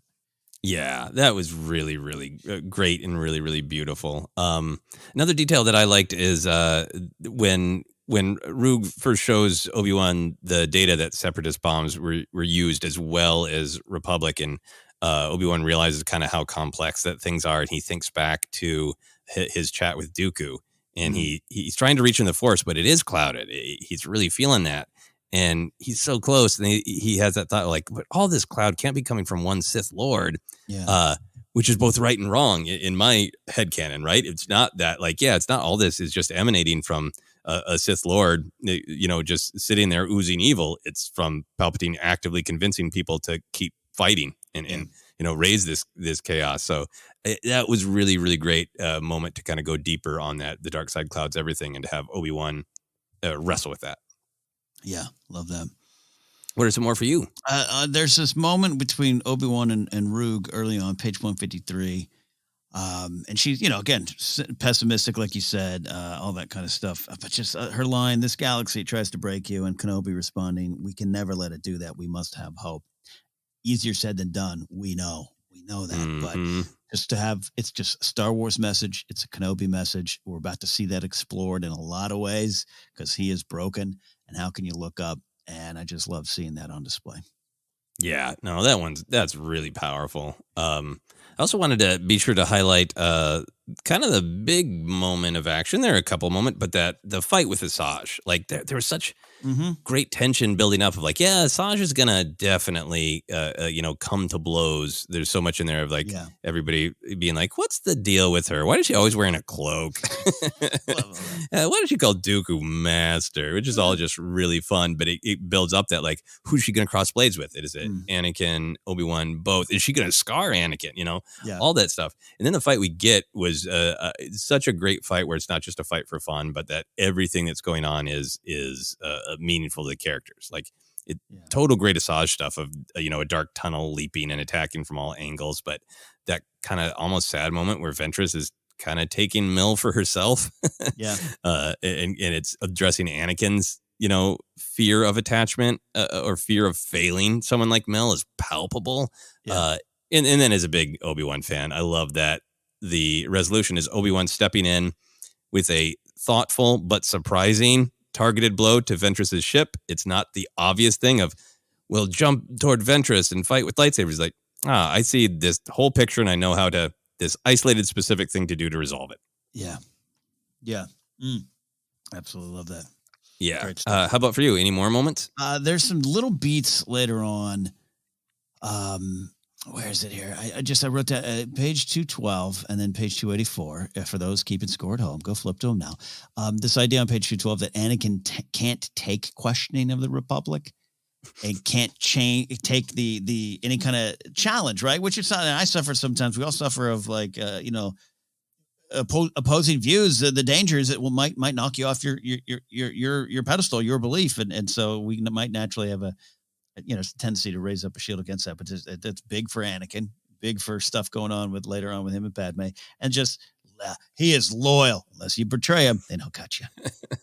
And there's some pretty, not as direct as that, but pretty close to his loyalty. Final one for me. I love that Obi-Wan when they get the information to Padme, and Obi-Wan's just like, just release it to the public and let them decide, which is like, yes.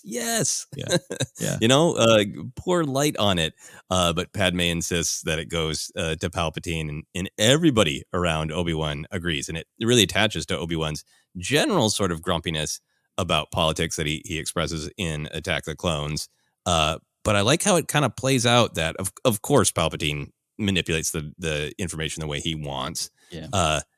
But then when Obi-Wan sees on the Holo News that like his actual speech has been manipulated for propaganda, that's a real justice for Obi-Wan Kenobi moment. And like, obviously he's spending a lot of time in a cave thinking about how he failed Anakin, but he's got to also be like, I was bleeping right about Palpatine and I went along with it.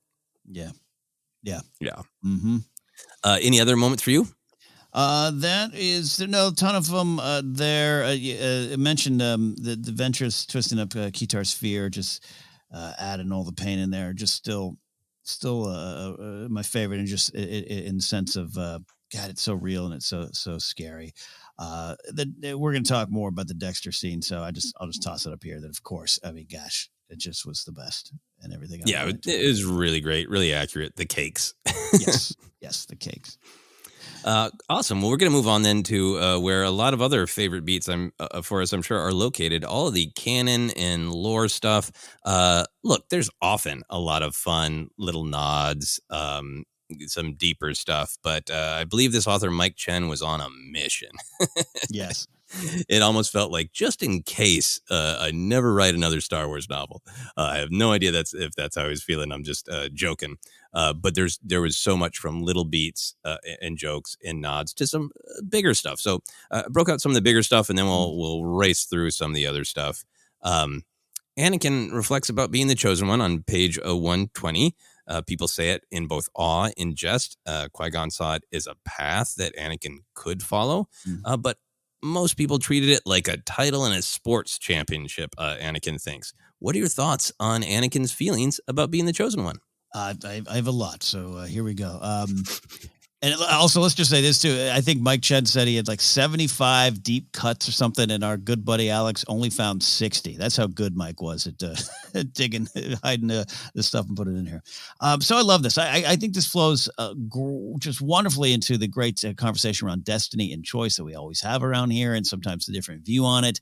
Destiny is not the be-all, end-all of it. It's a path. So I love that look at it from Qui-Gon's point of view. I also think I wouldn't say put words into Mike Chen's mouth or words on his page. I truly think it reflects on different generations of fandom too. Even going to the lightsaber discussion with Mill, cool weapon, dangerous, potentially dangerous weapon. This idea of it's Anakin, man. He's the chosen one, and he championed sports title, big championship versus the deeper purpose behind it, the burden behind it, and all that. So I'll say this: I want to look more of it at the sports championship conversation. Look more of that at that aspect, and what that could mean to Anakin. And this idea of winning a championship, if processed correctly, reflects just kind of the long, hard journey of skill, yes, but discipline, training, teamwork, faith in your teamwork, faith in your team, trust in yourself, and often an immense short-term sacrifice for long-term game and self-discovery. And that's why I love sports. But often you look at the end result in the championship and it's a chest pumping moment, chest pounding moment. And I'm the champion. And you might be able to forget that, or people around you might not focus on your journey there. They only focus on the result. And so Anakin getting handed this championship, in theory, it doesn't just open the door to entitlement and privilege, which is possible, and a misunderstanding of the title. I think there are moments in this book where he might just know being handed all of this as a cheat in a way. He might feel guilty. He might feel shame. I definitely sees it as an extra burden because he knows that others are going through so much just to make the team. And everyone's like, yeah, you're the chosen one. You're going to save us or something. I don't know. I didn't read the book. And I don't know. It made sense for me for Anakin to be mocked in some corridors, overly praised in others. And no one actually dealing with what it might be, which is this potential and this path forward that is just full of dangerous obstacles. Think of it. What's his thought a lot of times in the prequel movies? I know I can be a better Jedi. I'm not doing enough. I'm not enough. I'm the chosen one. I have to justify this. And that's only going to force cracks to just start to appear faster. Yeah, no, I really love your insight on the idea of a sports championship, that can be something that, much like with Anakin's son, Dragon Heart, right? That if you are looking at it from one perspective, it's wonderful, right? Of like, I set a challenge for myself. I work together with others. I make sacrifices for the greater good to reach this goal that we've all agreed to pursue, right? Yeah. But then also, and that's almost like the internal pursuit of it, right? Yep. But externally, sometimes the way some people see sports or any competition is it can bring out rigidity and anger, right? Because it's just a zero sum, winner, loser, it's an easy way to quickly other someone, right? Like, and I'm not criticizing anybody who watches or enjoys sports. I think they're great. Like everything, issues and all that, but that importance of how do you approach them? And the way Anakin is thinking about this is it almost feels like he's being dismissive about how people are treating it as a sports championship, like that, almost like they aren't interacting with him as a person or as an individual. They're just treating him like he's some golden god who's better because they have a ring, you know? Yeah. And that he's not feeling seen or respected. Yeah, absolutely. And how people react to things. It's the big choice in all of it, right? It's a big choice in all of it. I think you're absolutely right on comments on competition and where it spins off and can be corrosive, even in the movie space where everything was turned into a competition. And I've unfortunately was on a lot of YouTube channels that help that idea. It can be corrosive and how people react to it. It's almost the overall picture of George, right? Hey, the order might be the problem, but maybe you should just focus on the tenets of the order. And that's the thing going on there. But it's so I think you're right. Anakin's it's a burden in so many different ways. He's not allowed to be himself. Yeah. And if I recall, I want to reread that Obi-Wan and Anakin comic book. There's some stuff in there about his training and how it was hard for him as youngling because everybody saw him kind of as a side and from everybody else and were either in awe of him or in fear of him and turned to mocking and all that stuff. I really love it being mentioned. I really love directly hearing how Anakin just feels kind of burdened by it. In the back of his mind, he's like, well, Qui-Gon thought about it this way. It just could be, this is my path. Everybody has a path and this is mine for some reason. And maybe it'll lead somewhere. Let's see where it goes. But that's pretty passive, right? And I think for me, my headcanon is it seems like both Obi-Wan and Anakin are pretty passive about it. Of like, let's not worry about it. Let's just train you. Obi-Wan has this extra pressure of like, I really got to get this right. Yeah. Because he's the chosen one. And Anakin, it seems to be adding even more difficulty to him fitting in and finding the connection and love and belonging that he needs. And it almost feels to me like that's yet another thing they should have tried to bring into the light, right? Yeah. They should, if this feels like a burden, if this feels like a wound, if this feels like its only value is it's making you arrogant, whoa. Yeah. Let's talk about it. What do we think it means? What do you feel about it? Do you want to make any proactive choices based on it? Do you want to do anything different based on it? Let's go read the prophecy together, Anakin. What do you think? What do you think? Yeah. That's what I kind of love about it, that you just kind of, we see it as this brief sort of like annoyance, like it's a weird nickname that he has to live with. Yeah. Always on the door of his room. Chosen one. Yeah, I really loved it. Loved it. And it does pop up other places, but this was a nice, good, juicy one. Any other thoughts on that one? No, hopefully Anakin works it out. I hope it works out for him. Yeah, I'm sure he has lots of thoughts about it now. Maybe he'll bring it up in the Kenobi television show. The book goes hard on how irked Mace is by Anakin's presence and existence. It goes hard. How did you feel about that? I didn't even pull out all the examples because there were so many. How did you feel about that? I oddly found it fun, but I've mentioned this before. I find myself getting more and more defensive of Mace. I think it's, I also think it's valuable to learn from the mistakes of the characters you love. And I think Mace makes a lot of mistakes along the way, and it represents maybe some of the bad tendencies of the Jedi Order. But I love Mace. I think a lot of people love Mace. And probably, let's be honest, because we love Samuel L. Jackson so much too. So I think I find myself getting a little defensive. I just want to sit them down. Maybe I can negotiate. Maybe me and Kenobi can sit them down at a bar. Let's go have a meal. Let's have a 6-layer cake and let's work this out. Because it was every time almost. Again, which isn't bad. I'm not saying it's a criticism. It's just every time Mace is upset.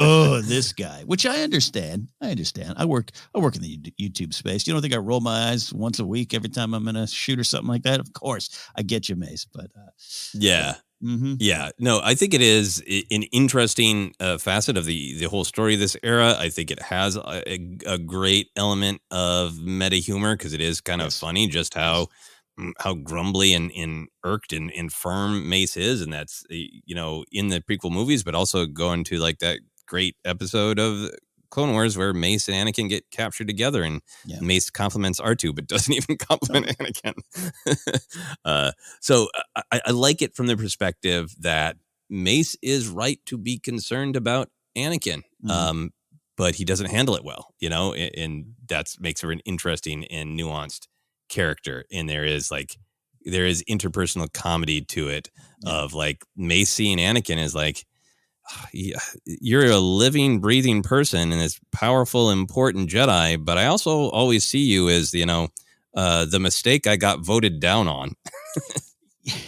Yes. Yeah. And it doesn't sound fun from Anakin's perspective to be seen by somebody else as a vote, a mistake they got voted down on. Well, even go to the previous conversation, Mace in that title, The Chosen One. And people are like, yeah, he's a chosen one. And Mace is like, I don't know, just kind of grumbling, looking out the window. Is that what we determined? I wouldn't even let him in here. Yeah, and it tracks with the Revenge of the Sith and all that. Yeah, so, yeah, it was very entertaining. So we have even more Anakin lore. I'm just gonna bundle this all up and see where we want to go. Anakin gives Padme his Padawan braid frozen in carbonite as a necklace. We see the scene where Anakin tells Palpatine about murdering the Tusken Raiders. Anakin thinks about Kitster and how Kitster's friendship gave him solace in bad times, and he hopes Kitster got off Tatooine. Anakin complains about his new armor being bulky. Very sad. The book discusses how Anakin ascended quickly past the trials because of the urgency of the war, but there isn't a particular description of his trials. There isn't anything with his new lightsaber or his scar. All stuff that I was curious if this book would delve into because of where it is in the timeline. So I wanted to acknowledge the canon that's there and the canon that isn't there. So out of all that Anakin lore, and I'm sure there's even more, what grabbed you? Well, actually, quite frankly, the stuff that isn't there, I kind of thought we'd get a little bit more, maybe even explanation of this field promotion of, cool, you got the stripes, you're up. So that's just exciting that we can get it some other time. I think that's great. I love, I do think it's pretty big that we see Anakin and Palpatine talking about the Tusken Raider murder. That's a great little like pulling out of Revenge of the Sith, a little tiny line, even something that it might have been. I remember that line, that conversation kind of being mocked a little bit. Everything about the prequel. I loved it, man. Well, but no, I love it too. But like, remember, it was just it was one of those things. I remember having conversations with friends of like, oh, remember when you told me about the Sand people? Oh, and people some people didn't like that. But I always liked it, and I liked the reasoning behind it, and I'd actually see it was pretty big. That's pretty big. Yeah, I really liked what I liked about seeing it is seeing exactly how Palpatine sort of pushed him into it, right? Yeah. And how Palpatine couldn't, come right out and say like, yes, lashing out in anger is great, and then only hypocrites tell you not to constantly be angry. Like he can't go to the full truth. He can't go full Sidious. So how does he sort of gently say like, well, it's natural, I thought it was well done. The other thing that really grabbed me is the Kitster thing, because I like things that like, I understand why, as a fandom, we've made it a kind of he's a fun character to joke around about, in the way, Phantom Menace is shot with kind of a sense of joy, and they do feel like, kids on a sitcom.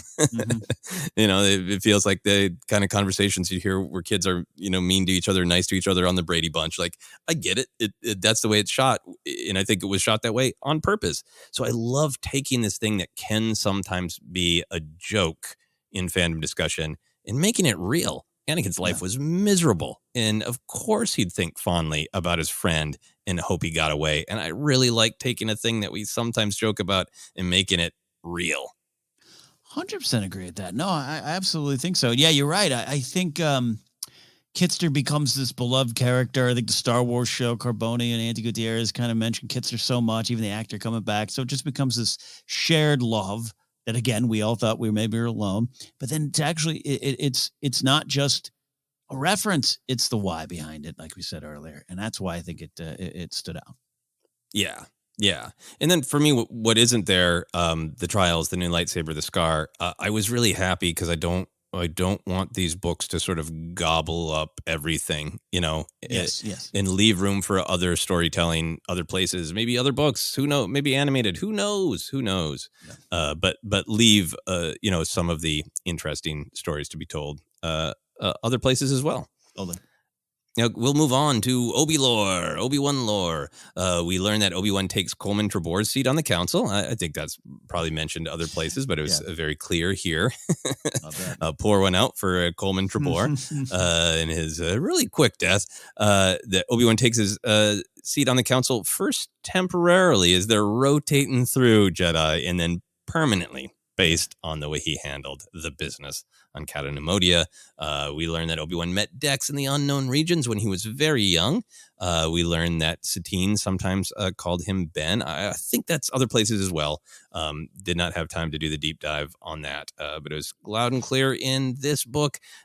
Let's break this into two things. Dex and everything else. So first, tell me your Dexter Jettster thoughts. I want to also make sure we give credit to DK Johnston for bringing in Dex just slightly before this book here. But this was, you could tell someone who just really loves that scene. And you and I have that nearly 2-hour episode. Y'all check it out, ForceCenter scene by scene. This is, again, a scene that was absolutely not popular for a very long time. Still not popular to not a lot of circles. And I think it was so unpopular, I started to like it and then feel protective about it and then maybe finally understand it. And then finally appreciate it for what it was. And it's so key. And so to have the word got out before, and I think Mike Chen was doing some tweets, putting it out there. Mm-hmm. People were tweeting us. And so I had a lot of built up for this. And then it's pitch perfect. Their relationship, their history, what he brings to Kenobi, what Kenobi can learn from him, the cultures, learn about cultures, everything they experienced, knowledge versus wisdom. It just, like you said earlier, just kind of pulls everything forward and makes it bigger and bolder. And I hope if someone reads this book and loves it, but maybe doesn't love Attack of the Clones, could maybe go back to the Dex scene and revisit it with a little bit of a different light. I don't know. Maybe that's not the case. But for wanting this, knowing it was coming, that's hard to meet both of those expectations, right? I want this, we're going to get it, and then it really worked. So hats off to Mike Chen and Dex. Yeah, no, I really enjoyed it. I have always loved that scene. It was one of the things that, coming out of Attack of the Clones, almost everyone I knew had maybe one thing they liked and lots of things they didn't. I talked about that scene a lot, but I have always loved it. And I think that this scene in the book, celebrates it. It's the I love that scene in Attack of the Clones for the tip of the iceberg storytelling of what it means to Obi-Wan, and then going deeper of what does it mean to the galaxy and to the Jedi. That a character like Dex is where Obi-Wan needs to get actual wisdom as opposed to knowledge and all that stuff we talk about for 2 hours on that other episode. But one of the things that I've always loved about it is that Dex is this resource for a different kind of perspective. Obi-Wan is somebody who values different perspectives, and it dives deep on that. They're kind of barbing each other like old friends. All the cake sharing is all like fun, but the heart of it is Obi-Wan being like, I really got to understand something from a different perspective. Help me reframe this, Dex, and he does, right? Yeah. And then the other thing I've always liked about it in terms of tip of the iceberg storytelling is it tells us that a lot about who Obi-Wan is a person is like, he's not Anakin. He's not sneaking off with secret wives and hijacking feeds for pod races. He's doesn't crave adventure and excitement. He's curious. And so how would he spend his time? Hanging out at interesting places, talking to interesting people and developing relationships. And that's what that scene is. Always intrigued me, and I love the extra little details we got about like that Obi-Wan took Anakin there when he was a Padawan, and that scene like, hey, we really need to talk. Maybe we should book a table at Dex's, and Anakin's like, we haven't been there in a while. Yeah, okay. Yeah, that detail. The scene with Dex is great, but that right there, that's why I love Dex in that scene. Love it, absolutely. Yeah. The other thing for me is even though I don't want all of the lore that could happen around this time period to be in the one story, I did really love that one of those big questions is exactly when and how Obi-Wan's ascension to the council works. Because we joined the Clone Wars animated series, and one of the first times we see the council, he's just there. Yeah. So I really liked that, and I thought it really worked, and it was a great justice for Obi-Wan and how he acquitted himself on Cato Neimoidia and was rewarded for it. I was happy. Yeah, that adds a lot to that, that little throwaway line of that business on Cato Neimoidia. Literally, the whole novel does that, I know, but it was also the one that got him promoted full time. Exactly. Yeah. To the rarefied air of the council, as I believe he describes it at one point. And then, I wrote down a lot of the appearance and nods. I think Mike Chen is doing a thread today. I saw sharing a lot of them. Want to make sure that we prioritize appreciating the book for the story and the ideas, and but indulge in some of the fun of treating it as a treasure hunt. But if you want absolute complete, obviously you can check out author Mike Chen's feed. Obviously our friend Alex and Molly at Star Wars Explained do a great job. So I just listed a few, Ken, and we can decide if we want to discuss any of these. So we have Anakin talking with Jaro, T'Pel, and Cal Kestis briefly, which is great. Yeah. Then we have the clear working together with E.K. Johnston on the novel Queen's Hope. The mission in that book to the planet Herbecker Minor is mentioned. The clone named Sister is back. On page 74, we have an appearance of a winking Quinlan Voss. Yeah. Mace Windu's Shatterpoint philosophy, which there's the whole novel from Legends that I have and want to find time to read. It is mocked by Palpatine. Bigger one on page 180 and in that general area, Obi-Wan uses force speed, controversial move from Phantom Menace that we talk about often. The adventure on the planet Lenara is mentioned, which is a reference to the upcoming Kenobi book when he's a Padawan. Right. There's a reference to the 2D Clone Wars minisode with Mace on Dantooine. That was cool. Of course, the main thing of Anakin saying he's going to count the times he saved Obi-Wan, and Obi-Wan beginning the argument that this business doesn't count. Obi-Wan reflects on the master and apprentice story of him disobeying Qui-Gon.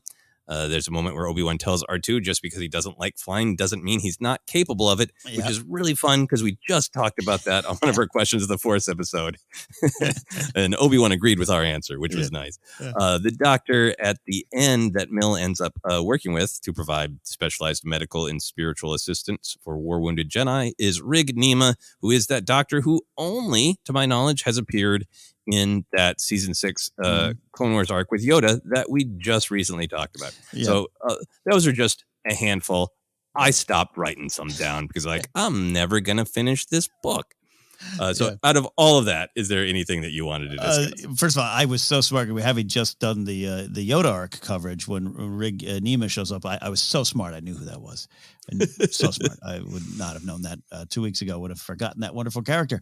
Again, hats off to Mike Chen because one of the ones that Alex pointed out in his video I was watching, the race that Anakin is watching is a reference to one of the maps on Pod Racer. Like episode 1 Pod Racer.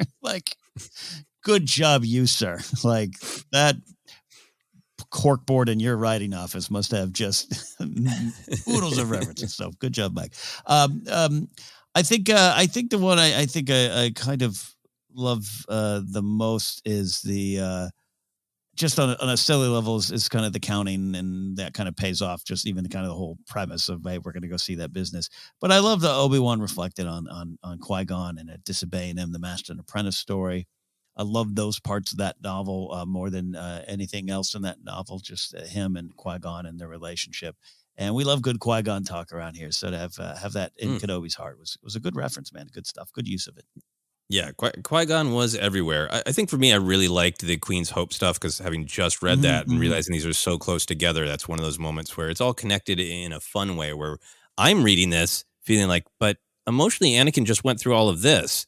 And it's so nice to have that covered over and say, if you're feeling that way because you just read Queen's Hope, that's the same Anakin, who just went through all that.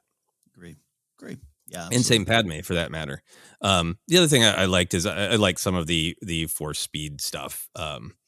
It was very much the headcanon discussions that I've had with other fans, Mm-hmm. and it wasn't too cheeky, so I enjoyed that very much. Yeah. Any other canon stuff that you wanted to comment on? Trying to think if I wrote any down. I did not. And there's a ton of them. Again, truly, hats off. A lot of good stuff. Yeah. Was there anything then that you questioned, wrestled with, didn't like, weren't sure about? I think I addressed the mill stuff up top, and it got me at first. I was a little upset at this character, but I worked through it. But yeah, no, I particularly enjoyed the use of the point of view chapters. I thought that was really effective for this story, because you're looking at the galaxy, this issue, Galaxy Y, but you're seeing it from different perspectives, literally, which you can do in other styles of writing. But it helped my frame of mind every time you turn the page and go, okay, we got Obi-Wan's thoughts, we got Roog's thoughts. I think that helped move the story along for me in a nice way. Yeah, and the fact that I'm curious how much it is an author choice and how much it's getting to be a kind of an editorial house style, that having the short, punchy chapters. So even if there isn't a lot of action happening in the book, it gives you that page turner quality of like, okay, I just had this kind of exciting moment with Roog, and maybe there's a cliffhanger, maybe there isn't, but I really want to know, Anakin's next. What's he thinking about? What's he doing? Yeah. It really makes you want to keep turning the pages. And I read most of this in a sitting, and it was really engaging. Yeah. Good. All throughout. Yeah. I think the only thing for me, some of the deep canon, the pod race, the Shatterpoint, like that stuff's just fun. It's there if you happen to recognize Rignima, great. It's fun. There is stuff that for me, like, there isn't anything. The way it's written is great. Like I'll give two examples. Establishing that Anakin and Padme kind of poke fun at Obi-Wan's haircut, and then the kind of legit canon, when did he cut his hair? Yeah. And Anakin saying like, hey, if we're gonna be on the halls together, cut your hair. And it adds to that kind of really nice scene of them together, Anakin, putting on the armor, Obi-Wan running his hand through his new hair and really getting them set up for where we know they are. Yeah. That stuff is all great. There's also on around page 208, there's a decent amount of sand stuff, but there's also like on page 208, Anakin reflects like how he still agreed with his emotions that he said on Naboo and Attack of Clones, but admits his words were awkward. So the reason I highlight these is they absolutely work in the novel. They work for the characters. Sometimes when writers are writing about moments in things that are so questioned by fandom, it's not that the writing is bad. It just knocks me out of the fantasy. Yeah, absolutely. It's this very fine line, because sometimes it doesn't. Like I loved all the speed force, force speed, force speed stuff, and that's been debated, and that didn't bug me. But there's something about the haircut and the Anakin kind of like admitting that his words were awkward, feel like that makes sense for Anakin. But when I'm reading it, my mind disconnects from Anakin and from space fantasy, and it goes to the fan debate about whether those scenes were well written and directed. Yeah, absolutely. And I really wrestle with that, because I love all the references, and sometimes they're absolutely like, great, I'm glad this is being addressed or looked at from a different point of view. And then for me, it's just this slight difference where if it's about a fan debate about the quality of a film, it takes me out of the fantasy for a beat. Does that happen to you at all? Well, you become very aware of it. The hair one stood out. The sand one, it's fun, but I know what you mean. If it's about you said fan debates, but if it's about the conversation around it, whereas say, I don't know, the Kitster one plays a little differently. The Dex stuff is obviously completely different, I think. So I think it's fun. I think I agree with you on it's not so much that didn't work in this novel or didn't work in the other ones. Yeah, I don't know. It's like I'm thinking of like early Clone Wars stuff, which is just a collection of references at times, right? And you just where they overuse the repeated dialogue. Yeah, and it starts to become you're aware of it. So yeah, Obi-Wan's mullet it's a fun thing. So I it doesn't stand out to me as much. I mean, you just might be defensive of the mullet. Let's be honest. Here. Maybe I think I am. Cut it. Yeah.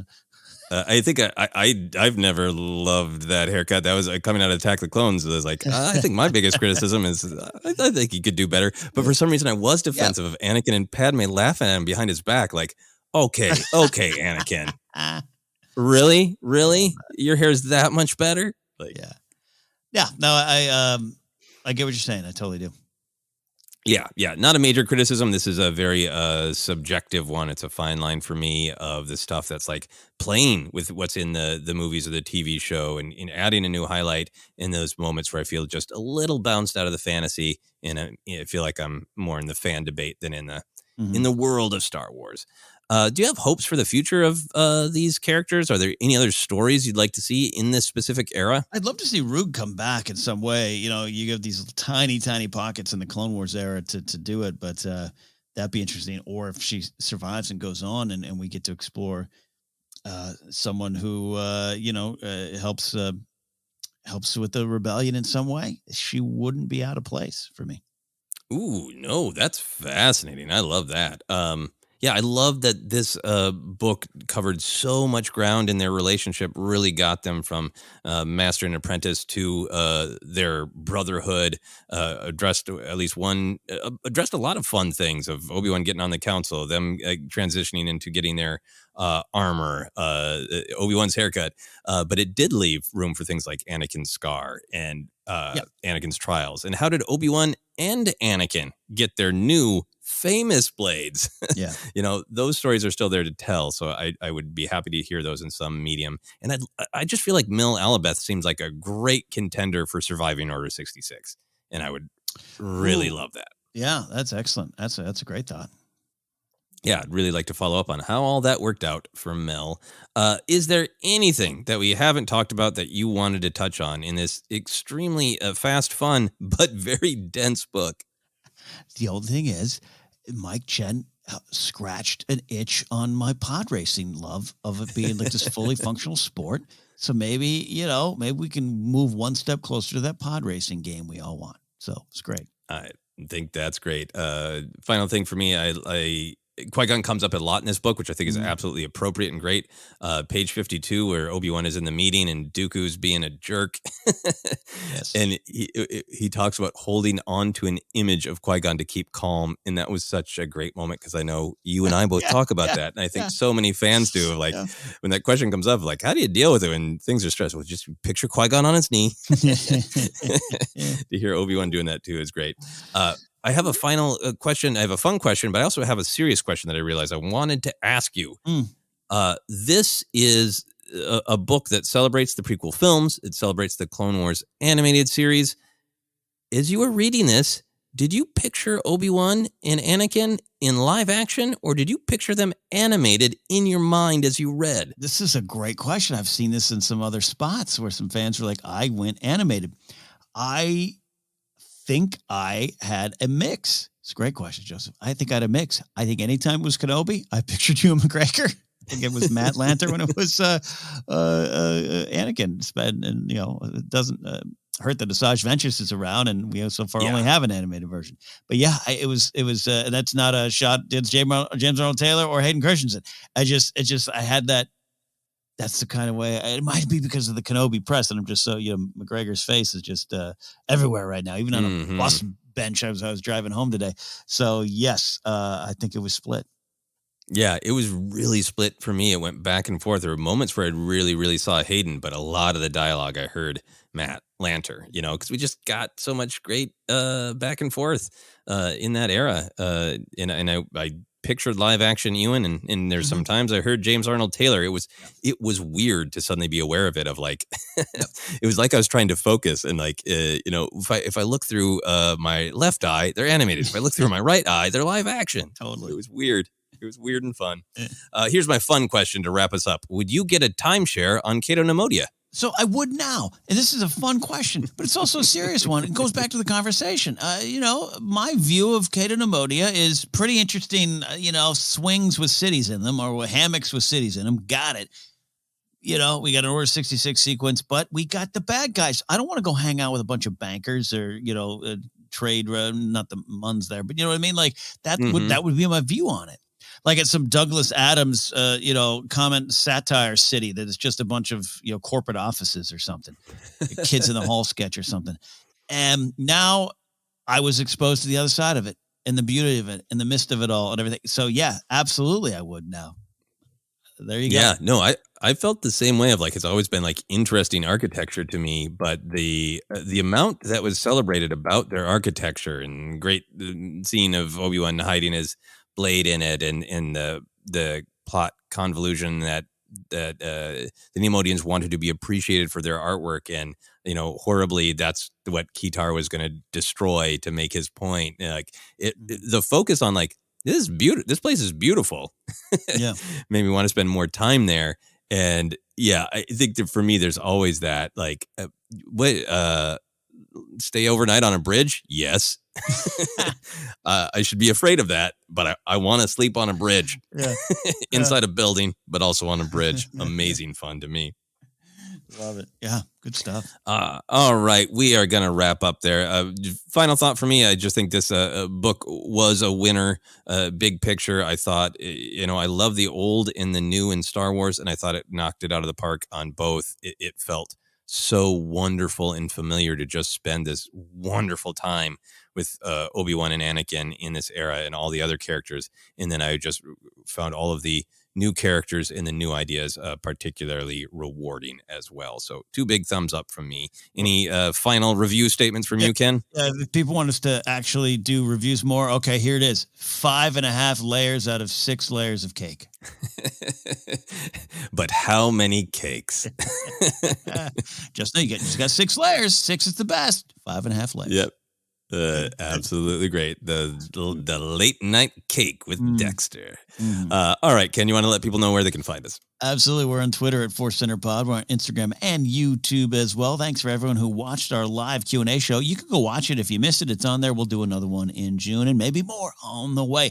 Facebook page is ForceCenter Podcast. We're available on a lot of different spots, including Acast, iHeartRadio, and Apple Podcasts. Hey, if you're on Apple Podcasts, give us a rate and review. We love those as well. Merch is available at tpublic.com/user/ForceCenter, and you can support us directly at patreon.com/ForceCenter if you so choose. From there, you can get into our Discord, where there's a lot of Dex conversation that goes on all the time. You can find me at Ken Napzok or go to my website, kennapzok.com. If you're in SoCal and want to see some comedy at a world-famous music venue, we'll be doing comedy at the Troubadour on June 4th. Tickets available through my website, again, at kennapzok.com. Joseph, where can they find you?